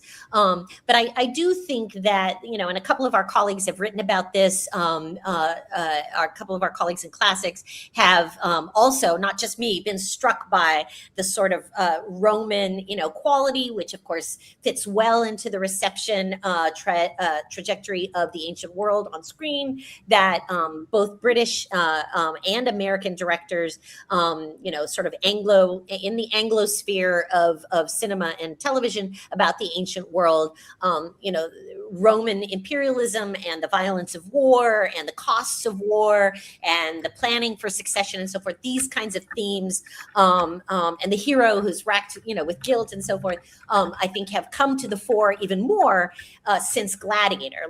And as Joel mentioned, that this kind of hero, this kind of Odysseus, the PTSD Odysseus has been much more prominent in the last couple of decades than he was before. And if you see, like I mentioned a couple of times, the 97 Konchalovsky Odysseus is definitely, a very emotional and intense character, but not necessarily, traumatized by war. A little bit, but not as much as the later Odysseus's. And before I forget about it, because I think it's really important, part of what Monica's mapping out with the reception in pulling out not just Odyssey stuff, but Aeneid stuff is really characteristic of what epic does in its original context anyway. So one of the things I actually liked about the movie is we get the Iliad in that one line about the rage let loose from 10 years of war, right? We also get the Aeneid because, as what Egbert Bacher calls the matrix genre of epic, part of what it does is constantly reintegrate into its own narrative structures other stories to make itself the master narrative. And so I think to see our Iliad, Nolan's Odyssey as a potential prequel, a sequel to others, is to miss the point that it's supposed to be the only story. Sidebar: as we left the movie theater, a representative from Universal gave tablets to my kids to rate the movie. You saw that, to rate the movie. And one of the questions was, would you be interested in a sequel? And my kids, who have been listening to me for years, were savvy enough to be like, this is the dumbest question ever, isn't it? And I was like, well, I don't know. Let's see what Twitter says. And Twitter liked that information up to like 20,000 times. Like, I think it's my most tweet ever. I was doing that because it was you that brought that up. I was actually thinking of asking you guys, would you be interested in a sequel where it's the Aeneid, but it's Odysseus? He goes west after all. He's going to go encounter Dido and then everything. Look, when I was a kid, I cried every time Star Wars was over because I wanted the story to keep going, so I can say my heart of hearts that I'd probably go to the sequel. That doesn't mean I want one. Maybe I need one. Yeah, I mean, we might not get that sequel, Flint, but Hollywood loves a success story, and Nolan has done something phenomenal for the movies, gotten people to go back to the cinema, to buy those popcorn buckets so that we could all put the horse on the beach, and take pictures of it. If I go to the beach here right by my house, everybody's got the fucking horse taking pictures. It's kind of funny. So we're going to see a whole bunch of, I don't know if you want to call them sequels, but we're going to see copycats. And you can see right away that people are buying up, Hollywood makers are buying up these IPs all over the place. As Joel knows, I think you mentioned Madeline Miller and so forth. All of these retellings in novel form that have been so popular for the last couple of decades. The Madeline Miller Song of Achilles and Circe and the other ones. I think Emma Thompson did just buy that recent book called Silence of the Girls, and that has been reported in the industry rags as being something that she's that's in development right now. So, man, this is going to be great for us. So there will be, and we don't always know what the knock-on effect will be, but looking back, like if Gladiator hadn't been so big, would we have had Troy or Absolutely Alexander? not. Yeah. No, Absolutely not. The only thing that was different with Gladiator is that, I think, and I've told some other, pods that I've been on and so forth, I think that this will have the same, if not bigger, impact of Gladiator on the field of classical reception, on the Hollywood industry in terms of, getting people to go to the theater. The only difference with Gladiator is that we didn't have the same run up, right? We didn't have the we didn't have social media then. We didn't exactly. You're right. So we didn't have the kind of the extra cinematic discourse that we're having with this film. But anyway, Hopefully, and we know. I mean, look, Bruckheimer's already committed to doing Epic the musical as an animated film. Yeah. And one of the things that we didn't mention, Monica, I'm surprised you skipped this one, is that it's not just films, it's television, because we would not have been HBO's Rome without Gladiator. Exactly. Right. And so I try to drop this anytime I get an opportunity. If there's anybody who has millions of dollars and wants to fund something, prestige television, episode by episode, book by book of the Iliad is the way to do it. Give someone money, make it happen. But looking at the clock, Cyclops episode. Let me tell you what I hated about it and why, for me, it was the moment that almost made me give up on the movie. All right. So everyone's going to talk. My wife, who barely knows Homer, even though she spent years with me, we got there and she's like, "Wait, there's no man thing." I'm like, "No." She's like, "He's not going to say nobody blinded me." I'm like, "No." And she's like, "That's fucking bullshit. That's the only reason I'm here is for that scene." Right. But to me, the real peril of making the Cyclops non-verbal is twofold. One is the local impact on the story of the Odyssey and what it says about hospitality and human beings. And the other is the larger reception of the Odyssey as a colonial narrative. And so I want to hit those quickly and see if you guys feel the same way I do. In the Odyssey itself, the Cyclopes have people. their community. And part of what we get is that gaze from Odysseus, who's like, oh, they're underutilizing their harbor. They could have farms here. They don't gather like other people do in communities. And so when you take the Cyclops out of the community, then Zeus's law, hospitality doesn't matter because he's not a human being. He's not a person. It doesn't count. And so the whole thing becomes sort of incoherent. So as an episode in the Odyssey, taking away any possibility to talk about Xenia or hospitality undercuts the power of that scene, because it's supposed to be an inversion and a refraction of what happens when Odysseus gets home, closes people in his own cave, and consumes them symbolically. And so we lose all of that, which upsets me. But when people like Frantz Fanon in The Wretched of the Earth write about the Odyssey, that whole scene is seen as a proto-settler colonial scene, where Odysseus goes in, gets the Cyclops drunk, has designs on taking his land and people, and then feels no compunction about the damage he's done as he's sailed away. So when I think about Nolan's Odyssey as a reflection of our own feeling about violence and the status of the West and everything we've done, that in conjunction with the downgrading of women and the happy enslaved people we get in the Odyssey really makes me anxious about the sanitized version of sort of the Western violence that the movie is projecting. Yeah. Yeah. I mean, I think they tried to rectify that a little bit by showing how he was talking at the end, and they were like, oh, he can talk, in a sense, it's too late for that. Yeah, it's too late for that. But it's like, I think they were trying to sort of say, oh, wait, they did do him wrong, if you see what I mean. They just went in there, took his food, and then like fucked with him in this kind of way. And they were doing that and sort of saying, trying to humanize him a little too late, if you see what I mean. And so I think that also ties in, I think, so much to these guys were the sea peoples. And so I think this really was meant to be a colonial sort of narrative, in that sense that these guys were all raiders, colonialist types that were going to foreign lands and portraying the people they encountered as monsters who couldn't speak their civilized tongue. And what we saw, though, was them as monsters, of course, right? And so, Yeah, just really quickly, because it's not my favorite scene, whether in the Odyssey, the actual poem, or in any movie afterwards. It just I'm always like, this is where I get to go to the bathroom. But like your wife, Joel, I was like, man, this is this one, this just really awesome, pun and, funny thing in this moment that, of comedy, which again, on brand for Nolan, not to infuse, a sort of semi-comic moment. But for me, it was the moment in the film too, where I realized that this was going to be a different Odysseus, right? That we were going to get, the fact that he doesn't turn around and do the classic act of hubris, right? By the way, it's not nobody who's trying to, that blinded you. It's me, I'm Odysseus.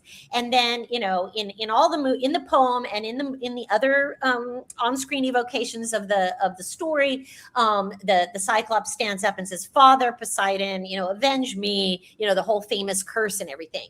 We do know from some of the extra cinematic discourse, just to mention the gods here very briefly, that Nolan did consider casting Robert Downey Jr. as Poseidon. I don't know if you guys read this.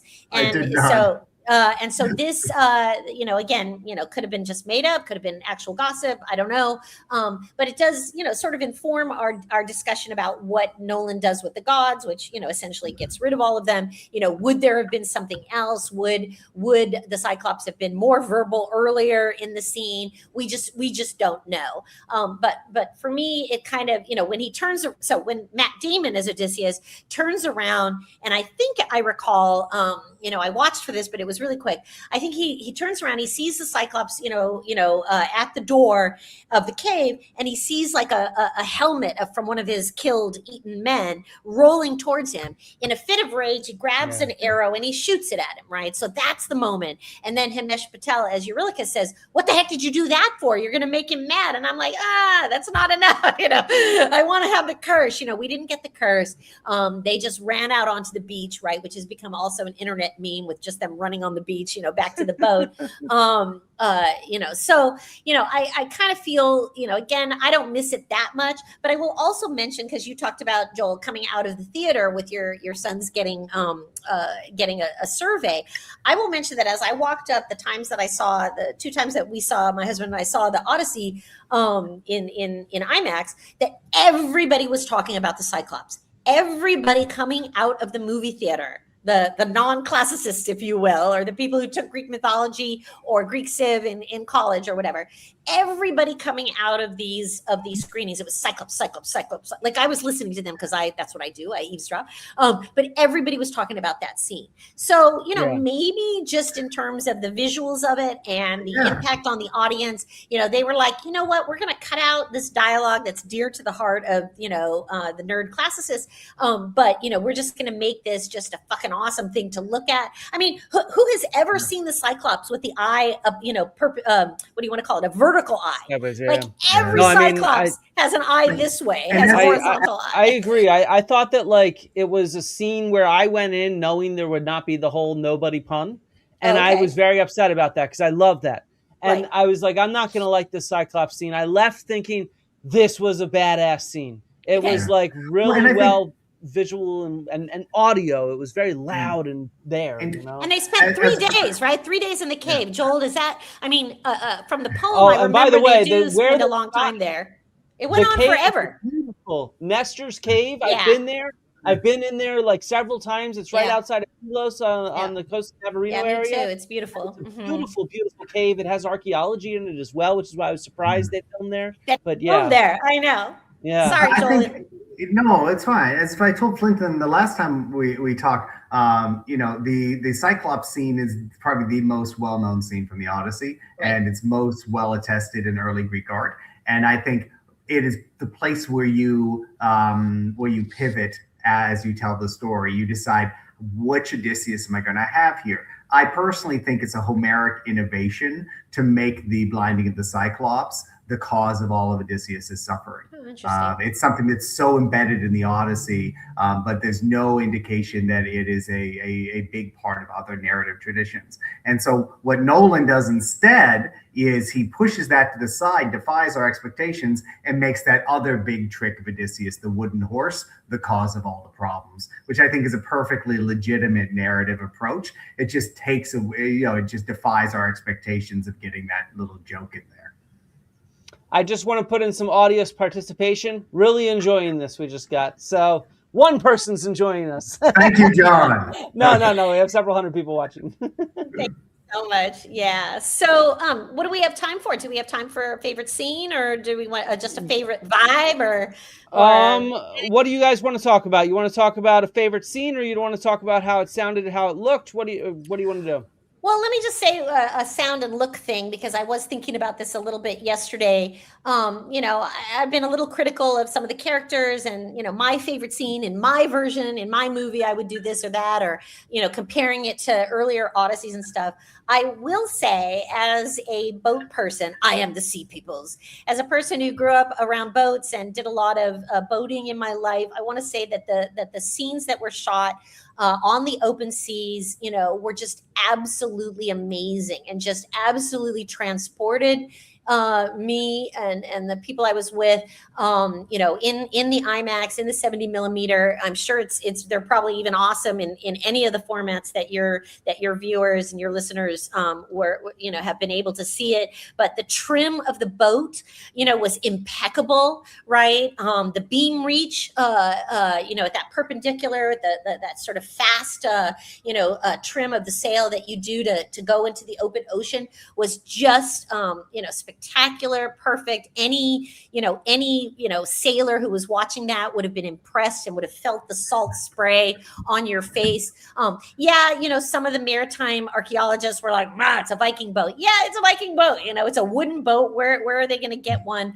But the consultants that they had. There's the Argo, but I don't think it would have worked as well. Yeah, exactly. The Viking shaped boat I thought looked really, really cool for this boaty girl. girl. And, I thought that they did a really, really great investment. I did want to ask you about the color of the sail. Since I'm not a material culture person, I wanted to know what sort of sources we have for that, because I thought that that burnt orange sail was really beautiful, and sort of, quoted some of the other like Western vistas with the setting sun and so forth. So in terms of the look of it, those scenes for me were the most astonishing and beautiful, and really transporting, to me as an audience member and a person who loves the ocean. I am the sea peoples, so. So, I mean, I'll second all of that. I'll start with like imagery I didn't love. I thought generally the architecture and the palace structure was washed out, the way you got in The Return. It's just like, are we watching in the Name of the Rose, or are we watching the Odyssey? Right. But apart from that, despite the fact I got a long email today talking about how unrealistic, in terms of physics, the Trojan horse sections were, I thought the manipulation of the horse, the depiction of the people inside the horse and then coming out, and the actual opening of the gates was a riveting sequence. I know I've heard online, oh, we like the horse in Troy more. But this was actually a sequence where I was like, all right, I can believe people taking this horse into their town. I also really like just the scenes, the thoughts. They're sitting in water, they're defecating on each other, they're pissing all over each other. And then somehow they end up withstanding it for 3 days, getting out of the horse and opening up the gates. I just thought that was an amazing sequence. And I actually think, to go with what Monica said early on with the IMAX camera's advantage, the action sequences throughout were stupendous. Like I had to pee at like an hour in the movie, and I did not move. I sat in my seat in pain for 2 hours because there was never a moment where I wanted to walk away, even though the entire time I'm like, I don't know about this. The one exception that takes me back though to is the end of the movie, moving into the absurd, is the fight scene following the first flight of arrows. Like I felt the setup for the archery contest was really great, also riveting. But then as the fight unfolded, I actually found myself missing the plodding quiet of Fiends in The Return, when he was slowly taking down the suitors, because the action got a little confused, and it was actually beyond Jason Bourne, and like almost Tarantino-esque violence that didn't quite make it for me. Yeah. Right. I'll add to that the trope, the modern action movie trope of, the bad guys, the 108 bad guys waiting in a line to fight the hero one-on-one, instead of like the hero having a couple of people with him, not even Telemachus, right? Like that you see in some of the other on-screen evocations of this scene. It went on a little bit too long for me, and I think that he could have dispatched enough suitors, especially because in Nolan's version he was going to save a few, right? So I think we could have gotten, we could have used that 3-hour maximum that we had in the IMAX can to do a little bit more with the reunion scene with Penelope, which I thought got shortchanged. But I will also add, just in terms of action sequences at the end, the completely invented, and you can correct me on the epic cycle, Joel, if I'm incorrect, but Nolan's invention of the sort of pre-action sequence where Odysseus goes to the temple, and has and saves Telemachus. That's some Game of Thrones shit. I'm suppressing that totally. I'm also suppressing that because I worked at Pylos, the Palace of Nestor, and they turned it into this weird cave temple thing. And I was waiting for Mentor to turn into Athena through the whole movie. I love that actor Ryan Hurst, who's a great actor. I think did it with his little man bun, his little Viking man bun, which I thought was great with the ship and everything. So I like the visuals. He's a great actor. But the fact he's that great in Sons of Anarchy. Yes, in Sons of Anarchy, great. But the fact that Odysseus comes in still in disguise, saves Telemachus. Telemachus is like, who the hell is this guy saving me?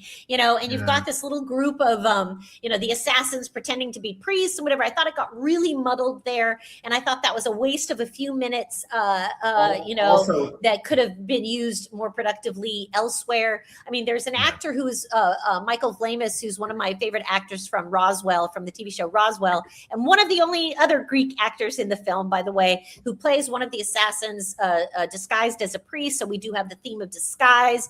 I'm trying to find reasons to like this, but I miss the reunion of Telemachus and Odysseus, the more quiet reunion that we have in other movies and in the poem itself. But I thought that was just kind of wedged in there. Sorry, Joel, you wanted to add something? No, I was just saying, like, again, and the geography of it got confused. Like, Totally confusing. Yeah. To Pylos, like, I don't know. But it's just like the whole thing. I mean, again, the only way I can make it coherent with the film is if we accept my earlier contention that once Troy falls and the horse is enacted, all the rules that would normally be sacrilege are no longer followed. The whole idea of putting assassins in disguise in the temple, it seems so ill at ease with this world. I have to find some like reason to believe it from the film. Yeah, I was confused by it too. I actually thought that it wasn't. Sorry, I actually thought that it wasn't Pylos. Was it supposed to be Pylos? Because I was like, how does he get there? I thought maybe it was a shrine in Ithaca before they go to Pylos. No, it was at Pylos. It was at Pylos. Come on, Odysseus is a strong swimmer. Very strong. Very, very strong. So just because I think we need to address some of the material culture here. We could nitpick forever about why the armor did not look like this, for example, the dendropanoply. And of course, as everybody always mentions, well, look, Homer was not accurate with his armor either. So I don't really care. But what I liked about it was that it looked kind of like this. They did this kind of color formats with their different characters where you could start to pick them apart. It almost looked kind of like Red or Black Figure in some of the sort of scenes with all the lightning and the fire and stuff like that. And then we already talked about Agamemnon, but what they do is not all the armor might not be realistic, but what they clearly work at is trying to get a different vibe for different characters and different forces. Right. So you have Agamemnon looking like Agamemnon. You have the Trojans. I don't really like their armor. They're faceless. They're faceless. I thought that was kind of a miss too. I miss seeing all those famously handsome Trojans. But it is a nice Corinthian helmet, at least. I don't understand why it comes off so white, but it contrasts nicely with the Greeks and their sort of dark armor, right? Yeah, and it's just visual. Exactly. Yeah, I mean, I don't know anything about material culture, so I'm not going to say anything. I don't care about accuracy and all that kind of stuff very much in terms of that. I will say that it just seems to be in vogue for filmmakers and TV showrunners now to shoot Game of Thrones lighting, and they're all obsessed with firelight and candlelight, which gets you kind of squinting at the screens or whatever, and there's all these memes about like watching the Odyssey the way Nolan intended it. People have it like on their phone or on an Etch-a-Sketch or on their refrigerator, a temperature panel or whatever, so there's kind of, people are aware of the fact that there's supposed to be a certain look to these types of films. And I think even a director with the aesthetic vision of Christopher Nolan, it kind of, I think, has fallen into this mode of the firelight and the candlelight and the darkness. And I agree with Joel on that, that the palace, in Ithaca, the palace set was kind of washed out, even with those beautiful tables where all the suitors are lined up. God, just light those up a little bit. I want to see what they look like. I'm sure they were all like intricately carved, and the set decoration actually, was gorgeous, just so dark. I thought the interior decoration was one of the stronger accuracies. Yeah, it's beautiful. So you have this kind of wall painting behind Matt here, behind Odysseus. You have this throne here that is reminiscent of the throne at Pylos or Knossos. Same thing with the columns. They had some columns in there that were straight out of the Palace of Minos at Knossos, just straight out directly. And the exteriors, they couldn't do as good of a job with because they had to work with what was around. So they have this castle in Scotland, which doesn't look terrible, but it's not like obviously super Greek. Or, they shot in North Africa, the scenes for the Trojans. Which is another big thing we should probably end on, I hope, a little bit. But But yeah, so they definitely, and this I think was trying to contrast these different cultures again. You have, you know, Right. the Trojans versus the Greeks. And then I did like how they made Athena kind of look like a Kore statue. You know, it Right. didn't I look like like that. an Yeah. archaic period Well, statue. I mean, I guess for anybody watching that, I think, they all, every reception of the Trojan War, has to try and make some sort of visual distinction between the Trojans and the Greeks, right? Yeah. And we know they both spoke Greek, and they were probably closer, in culture than most of the movies and TV shows actually portray. But as a visual distinction, that has to be done, right? The Trojans all Exactly. wear Oh blue, no, I'm or praising it. I'm they all praising it. white. It's like a training camp or whatever. The offense wears white and the defense wears blue or whatever. You have to be able to detect the two different sides. But yeah, the lighting, seemed to be, it just seems to be a fashion, I think, now. But I'm sure everything was just gorgeously, intricately detailed. I'm sure that the costumes are going to win, best costume again. I thought that Penelope, we didn't talk too much about Penelope. I thought that, she was absolutely beautifully costumed, coiffed, and her makeup looked great. I am a big fan of Anne Hathaway. I think she did a very good job. I think one of you said, mentioned that as well, with a role that was not really fleshed out. Like, her criticisms of Telemachus came out of nowhere for me. Her rage came out of nowhere. I wish she had more, to kind of prepare us for that rage, which I thought was great. I love it. But I did see Anne Hathaway on an interview on a chat show, where she was talking about how beautiful her look was, and she said this one line that I thought was great, and I can't wait to use it somewhere. Where she said, Penelope got up every morning, did her hair, her makeup, her jewelry, and her clothes as if that was the day that Odysseus was going to come home. Mhm. And as a fashion girl, as a fashion girly and a movie girly, I just thought that was one of the most beautiful things I'd ever heard an actor say, in terms of like working with what her character was doing, right? And that helped me understand a little bit like what she brought to the role, even though, again, a little bit of, a kind of a miss. I think Nolan could have done a little bit more with her, but maybe ran out of time. And then, with going just to the final scene, having her do that discussion with Odysseus through the confessional screen,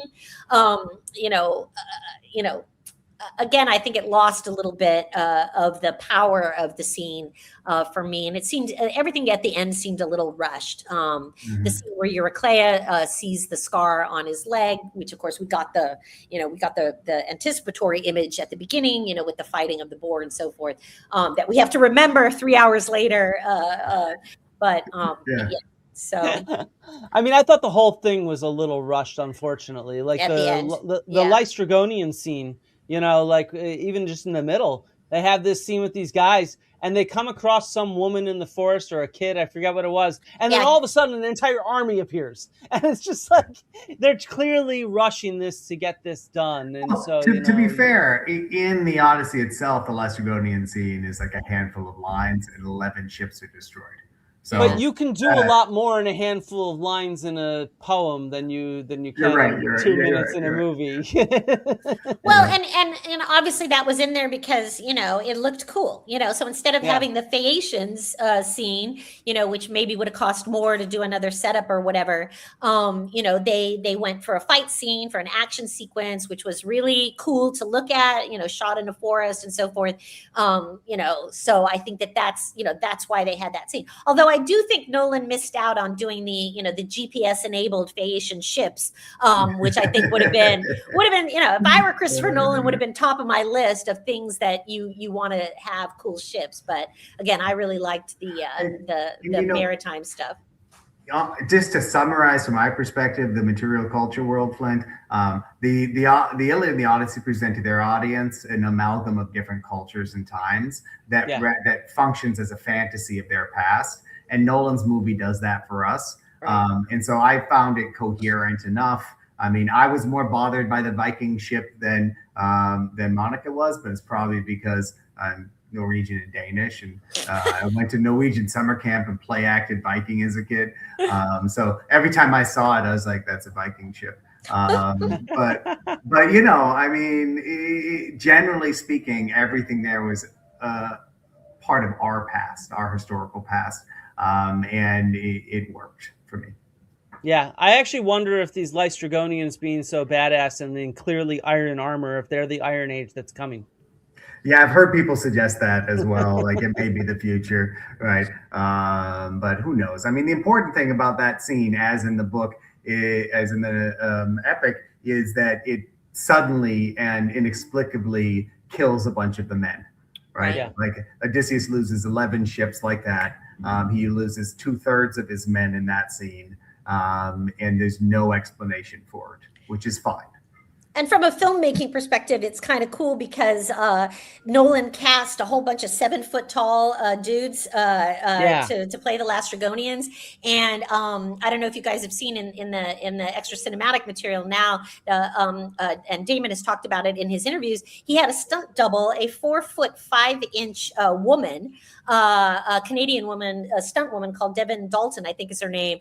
And he talks about how her arms were she had these just awesome like guns, or whatever. And so I think that's really cool that you talk about a stunt woman who played you, but Nolan was playing with the perspective, right? They're supposed to be giant cannibals. And so, and again, because, Nolan, I do no CGI, Christopher Nolan or whatever, so he has these actual, giant actors and smaller stunt people, doing, what made the poster as you're showing it. So, and I should mention, people were also talking about this scene that I heard as they came out of the film. So that's one that impressed audiences. So, all right. And then one other point I really wanted to make before we wrap this up is just how awesome the music was.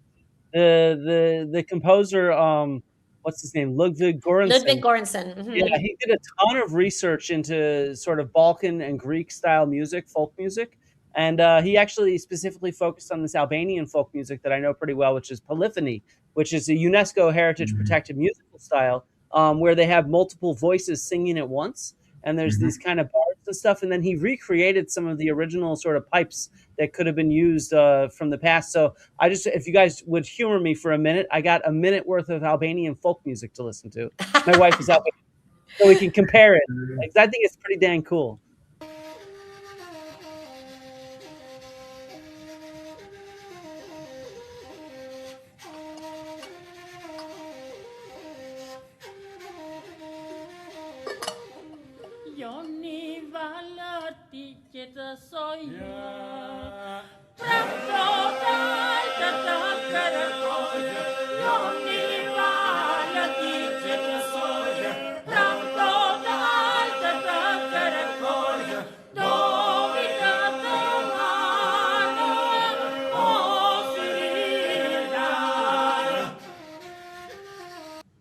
So this is the kind of tradition that they were drawing upon that was sort of filling our ears in between all the action and stuff like that. And I recognized it immediately. I was like, holy shit, this is awesome. Like, this is really cool research into thinking through how to come up with something that fits the culture and fits the style and the place, I mean, I felt that the sonic environment of the film really did a good job supporting like the emotional drift of it. And so I'd heard some people complain online to say, oh, the music is in front of the dialogue or it's distracting. But I found it compelling. I found it to be a really effective part of the film.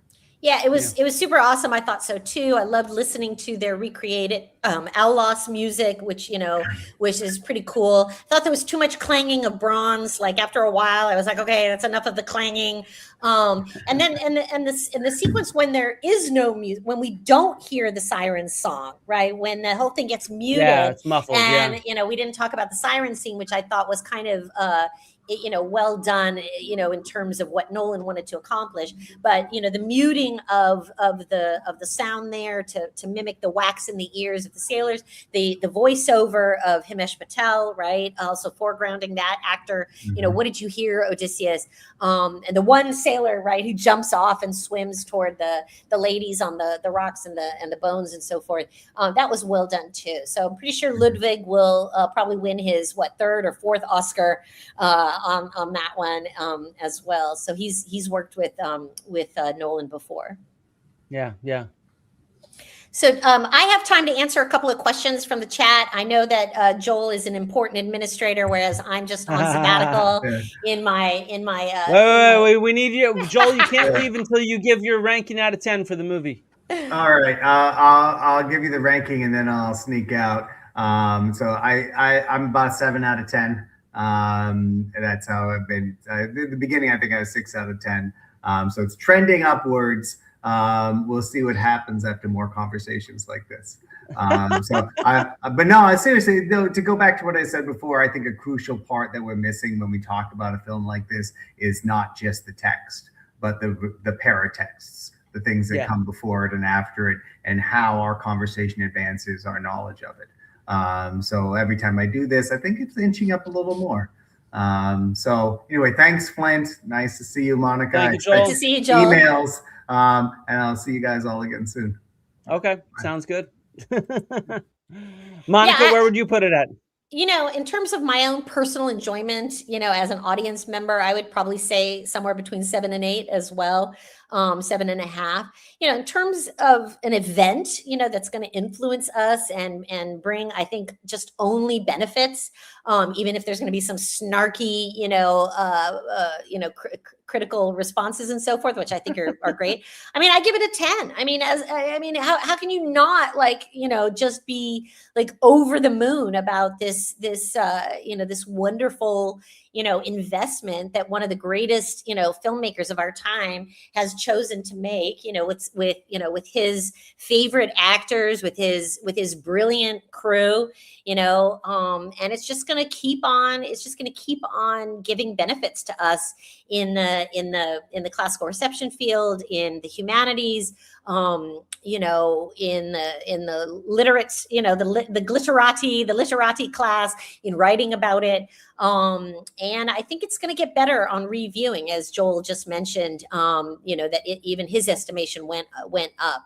So, we're all going to see it in different formats. We're going to try and see it in IMAX. We're going to see it in other, PLFs, as they call them, premium large formats. We're going to see it in small formats, as soon as it starts streaming, we're all going to watch it over and over again with the subtitles, because they did kind of mumble a little bit. Again, I think that was an effect of the transfer of the audio to the print. But yeah, what about you, Flint? What do you give it? Yeah, I'd give it an 8 out of 10. I thought it was really, really fun. I think it brought a lot of, I came out of there with a huge smile on my face. If you see the photo of me on social media afterwards, it's like huge smile. I really, really enjoyed it. I just thought it was good old fashioned fun. I didn't think it was perfect. I thought some of the dialogue was, very heavy, cheesy, even like where is it? Let me find the image. There we go. The lovely meme, this one. Our age of bronze is collapsing, Yeah. And a lot of scenes felt rushed. Right. And so, I'm not worried about anything that's missing. I just kind of, before I did this, I rewatched most of Christopher Nolan's stuff.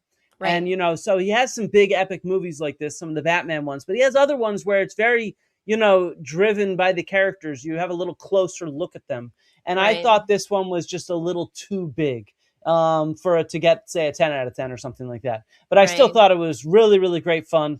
And it brings this to a lot of people that have not seen it before and have not read it. And maybe they'll go and read it, whether it's Emily Wilson's translation or someone else's. Maybe more people will come and listen to this podcast, all that kind of stuff. And I think that's really good for our field as a whole. Absolutely. I mean, the sort of epic historical film trope where the people in the movie are cognizant of their place in history. I mean, that's kind of an entertainment thing, right? It's a call out to the audience, right? I mean, obviously they didn't know they were, entering the Iron Age or whatever. I mean, there were myths about, right, the Golden Age, the Silver Age, and so forth. So maybe Bronze Age there was referring not to the way you archaeologists look at Bronze Age, but more to the idea of, the motif of decline, right? Where the Golden Age, the Silver Age. And I think they were being literal, because at the end, I think so too.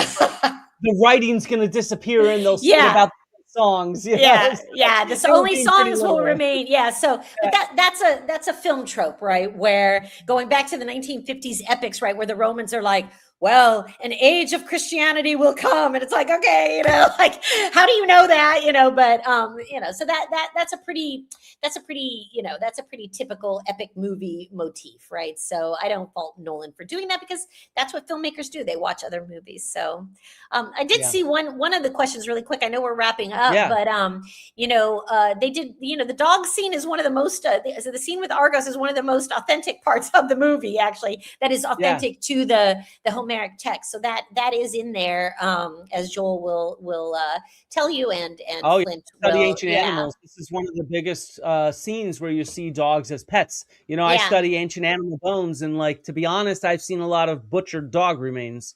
Right, the ancient Greeks ate many of their dogs, and so when they flash back to Eumaeus sitting there with the basket of puppies and flinging them off the cliff, I think that John Leguizamo just lost the best supporting actor nod, because he, he's, we didn't mention him, but a great portrayal of Eumaeus, great makeup job with the cataracts and so forth for the blind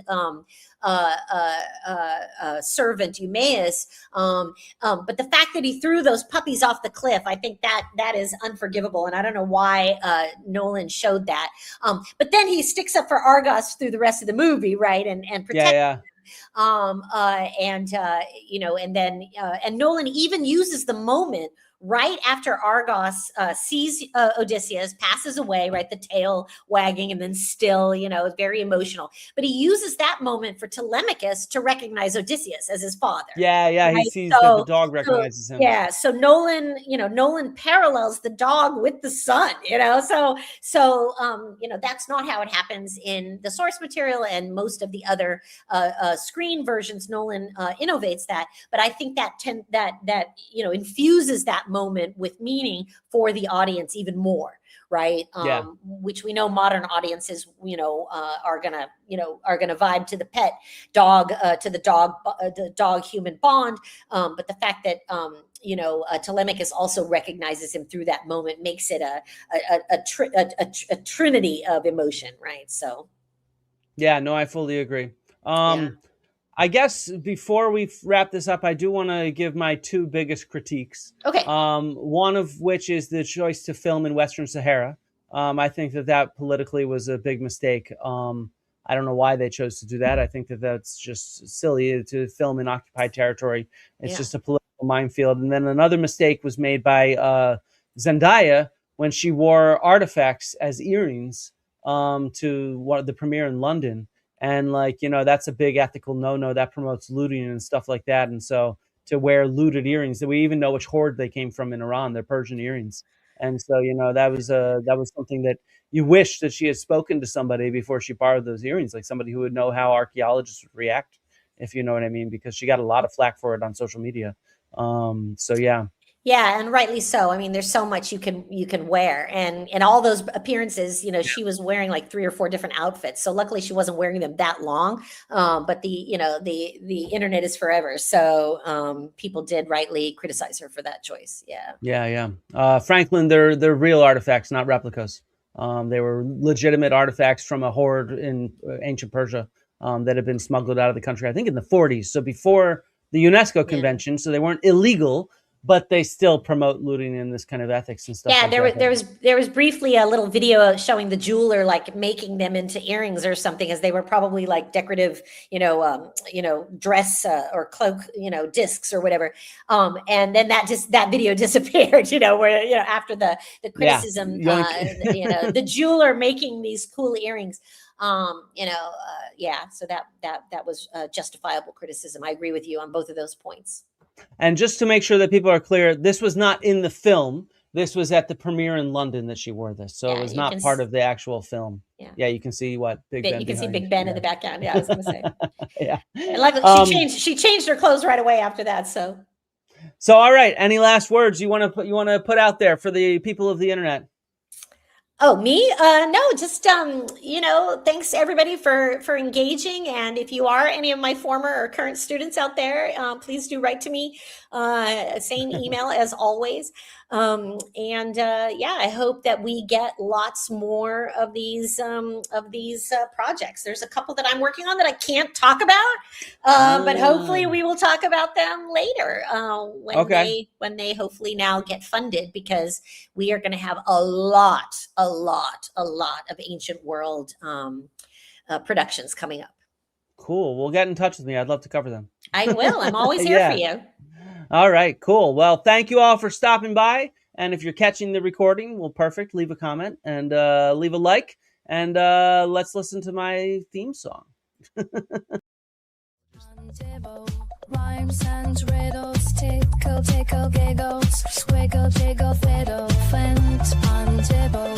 Rhymes and riddles, tickle, tickle, giggles, squiggle, jiggle, fiddle, dibble, dibble, dibble, dibble, dibble, dibble, dibble,